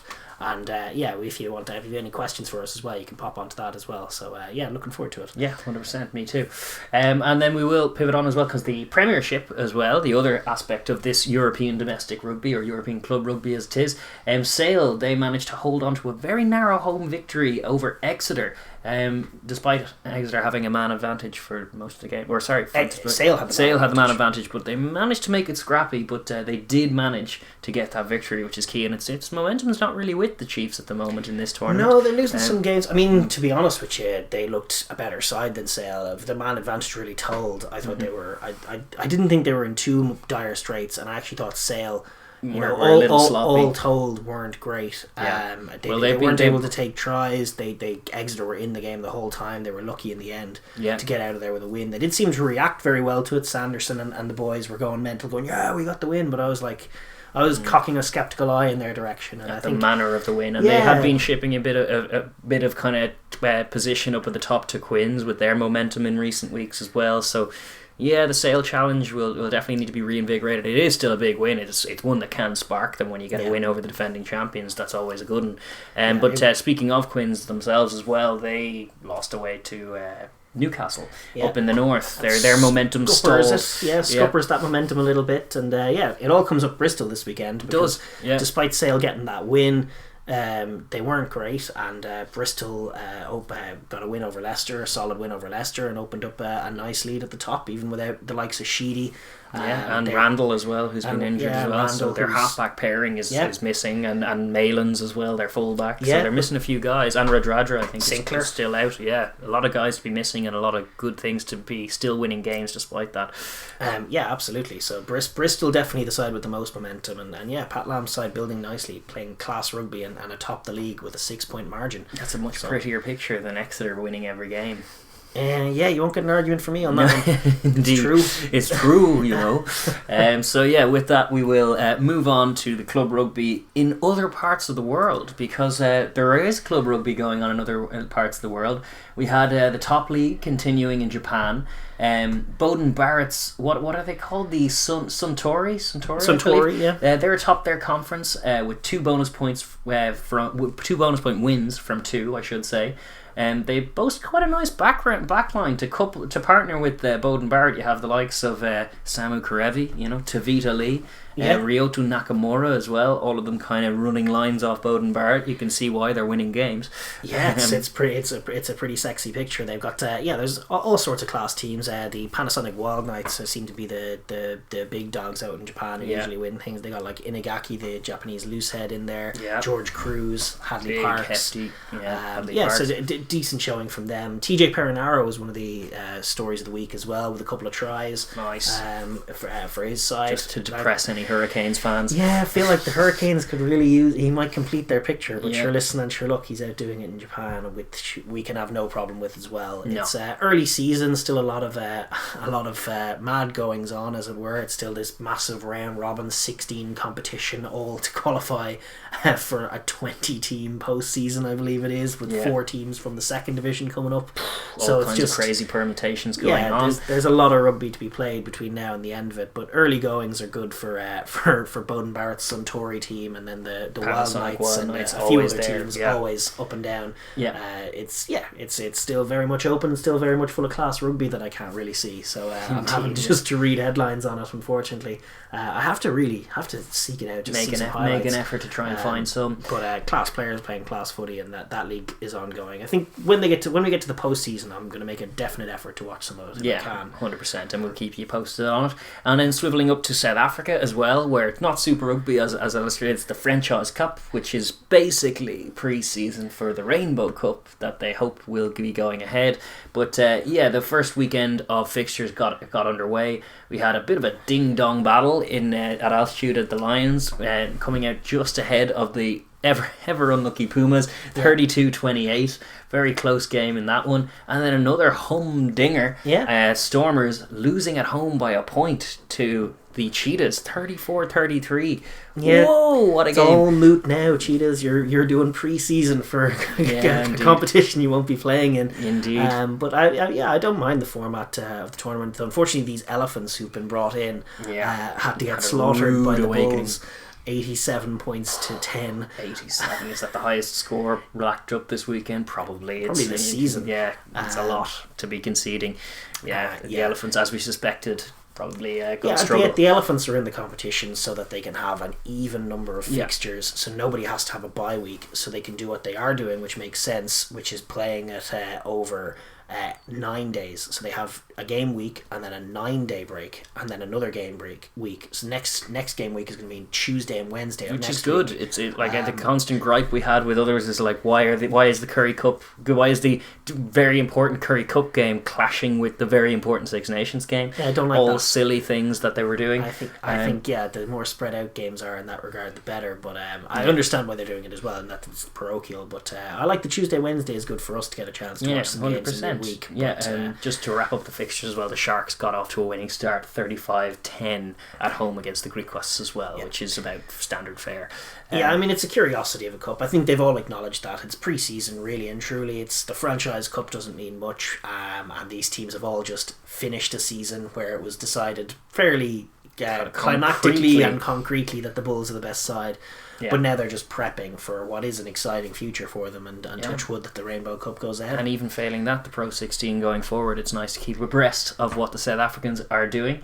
It is indeed. Yeah, I suppose one more mention of that, the SLAR, the South American rugby competition will get underway. I think, is it next week or the week after? Next week. Take a look at it next week. So we will be taking a look at that as well. And then even MLR as well, the American one will be the week after, I think, as well. Or towards the end of the month. Towards the end of the month, okay. So that's coming up as well. We will keep you abreast of it in this segment going forward in the podcast as well, even as the Six Nations gets up into its denouement. We'll try and keep you abreast of all of that other rugby that's going on as best we can, of course, with Tier 2 rugby as well. Club rugby takes a back seat, but exciting to see club rugby being played all over the world. And the more pro leagues the better, so they all deserve the shout out. 100%. So with that, we will move on to our final segment of the show. It is the rugby news of the week, as we traditionally finish up the show with, and there is actually a fair old chunk of news this week, a fair few stories. We started with the rather unfortunate news that the Women's Rugby World Cup, which was due to take place in New Zealand in September, it's now set to be postponed by a year. The tournament chiefs announced that, quote, World Rugby has made the difficult decision to recommend the postponement of the Rugby World Cup 2021, scheduled to be hosted in New Zealand between the 18th of September and 16th October, until next year. Is that a typo? 18th September to 16th October, it all takes place in less than a month? It wouldn't surprise me, because they tend to do ridiculously short turnarounds. We had something similar when we hosted it as well. It was a mental short turnarounds and long pitches and mismanaged and all of that stuff. That's silly. Don't like that. They should play it over a longer period of time. The effects on the body are no different from the men's games, so you can't be doing that to athletes. Well, there's a whole year to think about it. Hopefully they get the schedule thing. It is unfortunate. It may be for the best. It's tough to know whenever things are postponed and cancelled. It is unfortunate, but I'm not going to blame anyone. Obviously, New Zealand have been fighting some more recent outbreaks in the country. When you're dealing with amateur athletes, it makes everything complicated, and I think it's becoming more and more clear that the whole COVID situation is not going to be behind us by September. So it needs to be understood. It's a nice early announcement for this. It gives the athletes who are, I know it's a tough time, if you're looking at guys, women sacrificing a lot this year and making plans vis-a-vis their work and taking time off and having all of that planned, and this is a pain of an announcement when you're dealing with a lot of amateur athletes, but it's nice to get it done as early as possible. True. Getting out ahead of it. Yeah, rather than like waiting till July and hoping Yeah. for the best. It makes sense. Play it next year. It's no harm. It doesn't. Probably not gonna have much to compete with next year. Just as it is this year. Like this year, I'll be competing with the Olympics as well. Yeah. I know it's not on at the same time, but just in terms of macro things, people. It also gives them a bit more time to maybe kind of because not everyone's qualified for that tournament yet. The qualifiers all still have to happen. That's something that can probably be arranged within reasonable kind of controlled environments, even with the amateur athletes. In the meantime, and it means it can all get settled before you go into it next year. So that's makes sense. So listen, it's a shame, but we'll be happy to watch that tournament whenever it does come by. And it's the nature of the world we're living in. Unfortunately, stuff gets postponed and cancelled, and you just got to deal with it. Rather than playing the blame game, you just got to deal with it. Indeed. The second story that we want to look at is this big TV deal from France. The Eleanor and Canal Plus have confirmed a massive new TV rights deal for the top couture worth 113.6 million euros, which is that takes them from the 2023 season through to 2027, that World Cup cycle. Right. That'll all be taken by Canal Plus. Just need someone to pick up Canal Plus and broadcast it over here. I think they're charging an awful lot for broadcast rights. I think is their issue. So people just don't want to pay it. They're pricing themselves out of the market. Yeah. But yeah, that's a 17% increase in the TV rights deal, and Crazy. I tell you what I attribute that to, in the midst of global pandemic, is the success of the French national side. Yeah, that's my thinking. Yeah. I think and it goes to our point that a successful national side means more to the top coutures than any one of these little minor things where you're like, oh, I'm going to keep this player for a World Cup or intimidate this player from playing into a World Cup. Is actually like a great international game with a great French team should be everything on the minds of the Eleanor, and I actually think they're slowly starting to get that. They're twigging it, yeah. Like the March 26th game that they were more than happy to make happen. It's like, oh yeah, well it's France and it could be for a Grand Slam, and we understand because here we are with a much juicier, lucrative deals being secured because the team's team's looking good. Looks great, and they're hosting the World Cup in a few weeks. Yeah, so exactly. That's it's starting to dawn on them, which is no bad thing. No. It's a little late to the game. We always knew that was the case, but it's nice to see them. Oh yeah, if we can arrive at a global picture where the clubs and the national organisations are working in a much nicer, harmonious way, with the clubs having due deference to the fact that international rugby is the draw for rugby. Like, that is the fact, There's no merit to keeping whatever it is, keeping Nadolo in Montpellier to play top coutures games when he could be doing his stock no harm, playing a few pool games for Fiji, then coming back to Montpellier with some more eyeballs on him. Yeah, exactly. All of that makes more sense. Exactly. You gotta let the stars play in the biggest games, and it helps everybody in the sport when you do that. And Indeed. I think France embracing the class rugby and getting better, and the Eleanor facilitating that has benefited them. Yes. I think that's an example without necessarily, I'm sure they could attribute it to something else, but I think it's an example, especially amidst a pandemic, of how eyeballs in France are increasing on the game, which is a direct result of the quality of the national team. The national team just makes that happen. With that, we will move on to another story. We had the World Cup winning Springboks. Obviously, they will signal their return from international rugby exile by taking on the USA in a home warm-up match for the 3 tests, getting themselves ready for the British and Irish Lions. That's good news. It puts to bed the thought that we had that will the first competitive game of rugby South Africa play since the World Cup final be against the Lions? No, it'll be yes. Well, competitive. You can't use the word competitive to describe a game against the Eagles. No, I know, but I mean in terms of any international game. I think it's a great game for the Eagles to get. It is. I'm delighted for them. They're aside in an interesting position as well. Yeah. In the Americas, with all these class South American teams coming up, they need to not get caught with their pants down. They need to qualify for a World Cup. They do. That's a proper scrap. They got Major League Rugby going on, and yet their national side is perhaps on the most recent evidence we have, perhaps perhaps falling behind of the likes of Uruguay and who knows, maybe even a couple of other teams like Chile. Chile look good in that tournament. It's going to be competitive, and then you have Canada as well, who were granted dismal in the last World Cup, but never too far away. Rugby pedigree. So the USA getting this fixture is great, and as much as it's probably going to be a blowout, it's no harm them getting a good test out against the Springboks. So I think it's a good hit out for both sides. Definitely good news. It means that there will be a game of rugby that we'll see the Springboks in, regardless of whether the tour goes ahead or not. That is just generally good news, and it's obviously necessary for Rassie Erasmus and for all of these guys to knock a few cobwebs off and maybe get a bit of continuity going before you take on the British and Irish Lions. That makes all the sense. 100%. The next story that we're going to look at is to do with just Charles Piutau. He's apparently in line to play for Tonga this year in the Sevens. Wow. According to a report from RNZ, Piutau's always dreamed of playing for Tonga, apparently. But obviously as a capped All Black can't do it in the 15s game. But he could end up through a loophole in the eligibility rules differing from World Rugby and the Olympics, and the Olympics one's taking precedence in this instance. He could line out for Tonga, so he's gonna try and play for them, I think, in a crucial World Olympic qualifier. There you go. If they make it, he would he's go gonna to the line out and play for Tonga. And I love Charles Piutau, and I'm delighted for it. It does call up the broader question of whether he should be allowed to play for Tonga in the 15s. But even in this limited capacity, if he can go out and play in that sevens team, he would be an instant difference maker. He's all class. And, dynamic, fast. There's a fun narrative. There's a fun narrative you could craft where he brings Tonga to the Olympics and then goes and gets a medal with them. I'm sure the Olympic champions are Fiji, South Sea Islanders as well. It's not beyond the realms of possibility that Tonga, Fiji and Tonga are night and day in the sevens game. I know that, and in the 15s as well. Fiji winning it was not a whole surprise. It would be a huge surprise if Tonga did it. But little additions like this do their chances no harm.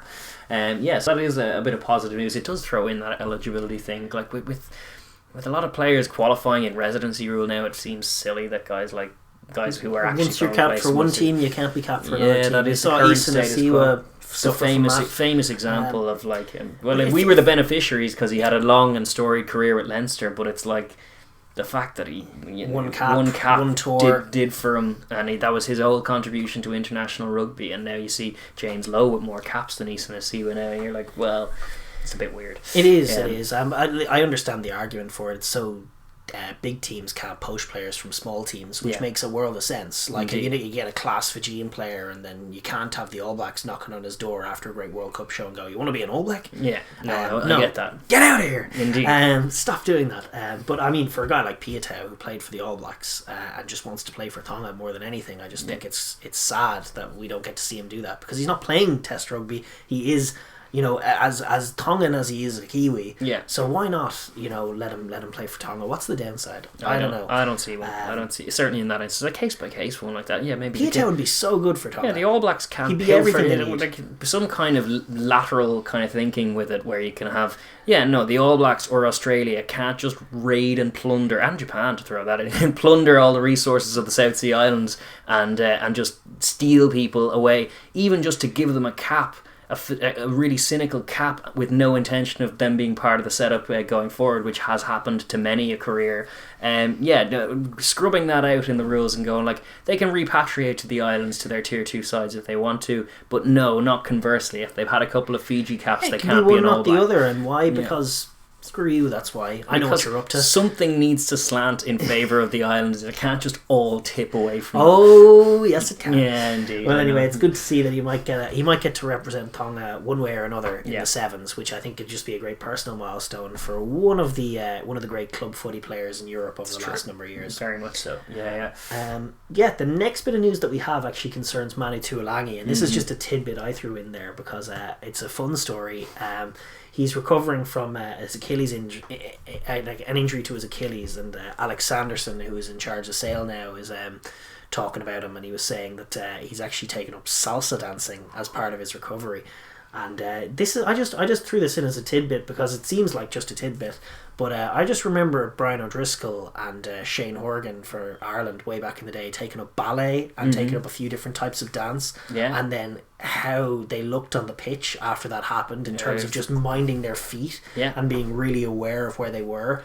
It makes a huge difference. It's a massive little, like, for a big man like Tuilagi, I think salsa dancing could be the making of him. Yeah, in if a he bizarre gets a way. little hip swivel going, he could be sending guys the wrong way, getting offloads. He doesn't have to just physicalise people all the time. He can dance, you know. That's it would be great. cool if he ends up a class dancer that is going to show on the field. 100% it will. Yeah, so, no, those skills are compatible. They do overlap. Sure, footwork when you're evading tackles can look an awful lot like that. You tell me DMAC doesn't dance up a touchline. He definitely does. Yeah, 100%. So, so I think Tuilagi taking up dancing, well, it's very late in the career.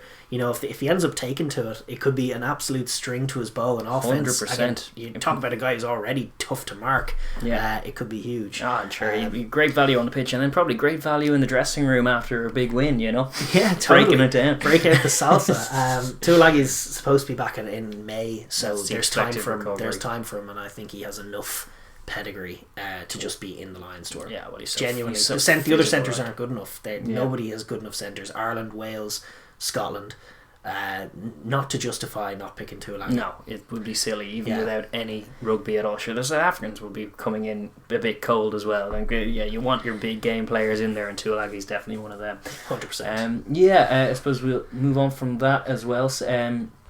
What was in the room? We're talking about our own pastures. Oh yes, sorry. Ireland and Leinster captain Johnny Sexton has signed a 1-year contract extension with the IRFU. This new deal for the 35-year-old out half. He has already got 97 caps, and it'll run to the end of the 21-22 season, which is just good news. We were musing last week. He was throwing a bit of smoke, mentioning the R word, retirement, and all that. Seems a bit of pettifoggery, possibly a bit of contract negotiation tactics and all that.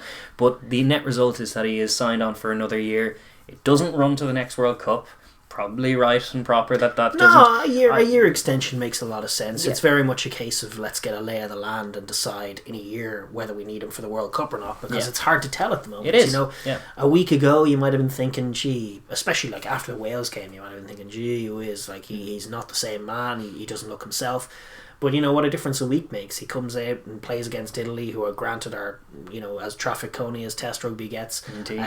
But he kicked 7 from 7 kicks and played 80 minutes, and was the linchpin of an offense that worked. Like no other 10 has been for 10 years, apart from maybe Carberry once or twice.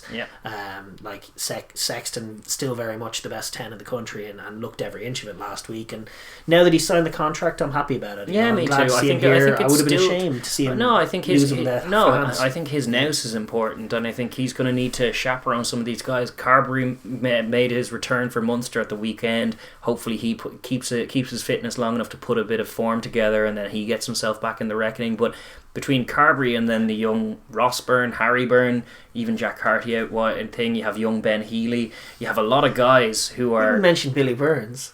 I did mention Billy Burns. Oh, did you? Okay, sorry. No, I didn't. Billy Burns, who did line up at 12 with Sexton, which was also encouraging, as we said. But just all these guys are kind of young. They're not elite level 10s at the moment. None of them are.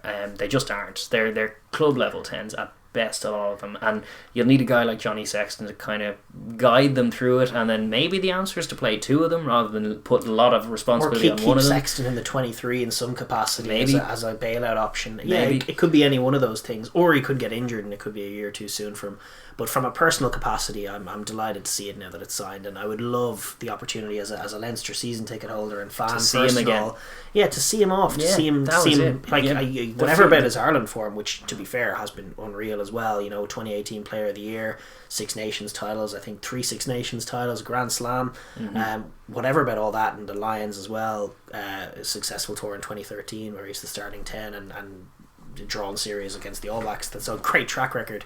But he hasn't been as kind to any of those teams as he has been to Leinster. And from our parochial point of view as club fans, we just got nothing but love for the bloke, and it would be great to give him a proper send off, which in it the doesn't RDS look like or in the stadium is going to come this year. So No. love to see him Indeed. again. That was the fear 2022. when it was chatted last week. It was like, have we seen Johnny Sexton live on the pitch for the last time? Yeah, Might have been. Don't want to think like Didn't that. want to think like that. And so another year for Johnny Sexton. Great news for Ireland and for Leinster. Indeed. The next bit of personnel news is that Aaron Smith has announced that he's signed a new contract with New Zealand Rugby. Similar vibes, but just a hemisphere away. Yeah, although not the 1 year extension. He's in till 2023. And that makes all kinds of sense. He's still the best 9 in the world, even with Antoine Dupont's form. Aaron Smith, for me, and I will die on that hill, is still the best 9 in the world because his passing is on another level from everybody else's. And that's a scrum half's job. Yeah, and his passing is just unreal. Yeah. And he's getting more and more streetwise. And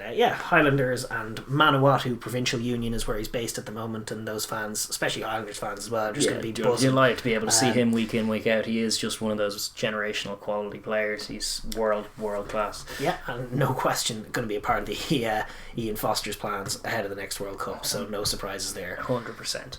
And then the final bit of news, we swing back to Ireland, to pastures literally green but actually red in this instance. Munster's Billy Holland has announced that he will retire at the end of the season. It was speculated that he might. He's had a long grind. It's going to bring the curtain down on a 14-season long career for the provincial side.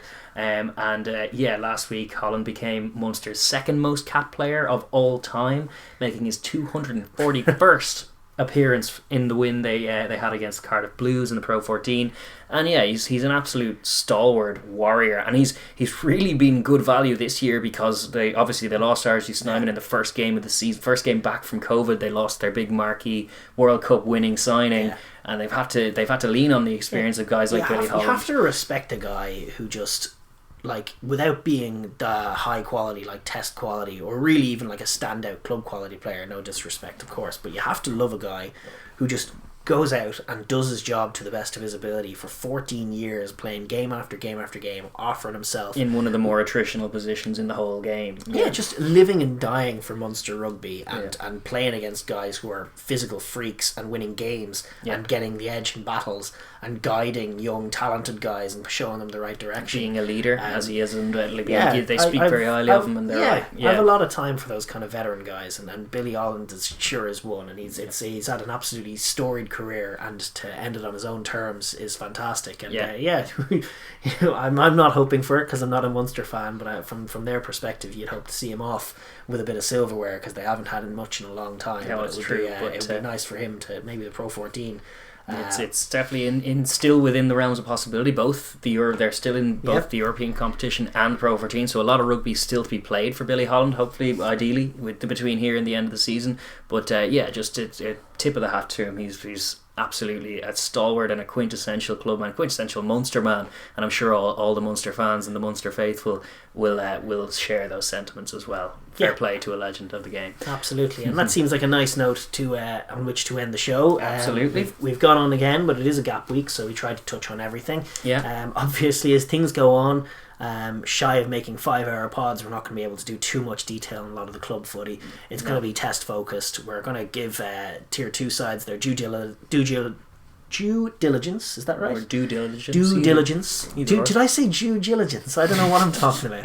Due diligence. There I go. That's the one. We're going to give the tier 2 side their due diligence and cover the test rugby in as much detail as we can, and then the club footy might suffer because of that. That's true. But that's just the nature of trying to speak about everything that's going on in the world of rugby. But we will touch on the club games as they come round. But no question the crux of the next show is going to be a Six Nations weekend with Touchwood 3 games. Yes, to be played. Unlike last week, we will hopefully see a return to the 3 games a week mode, and we will be back next week to preview those going into it.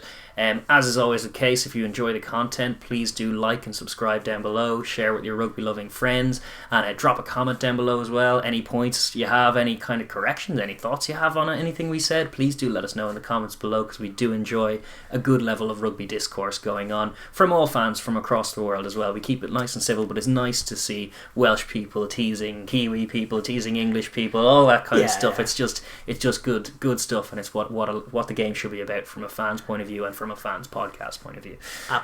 Absolutely. Yeah, I think that with that we'll wrap it up. Yeah, fair play, guys. See you next time. Bye bye.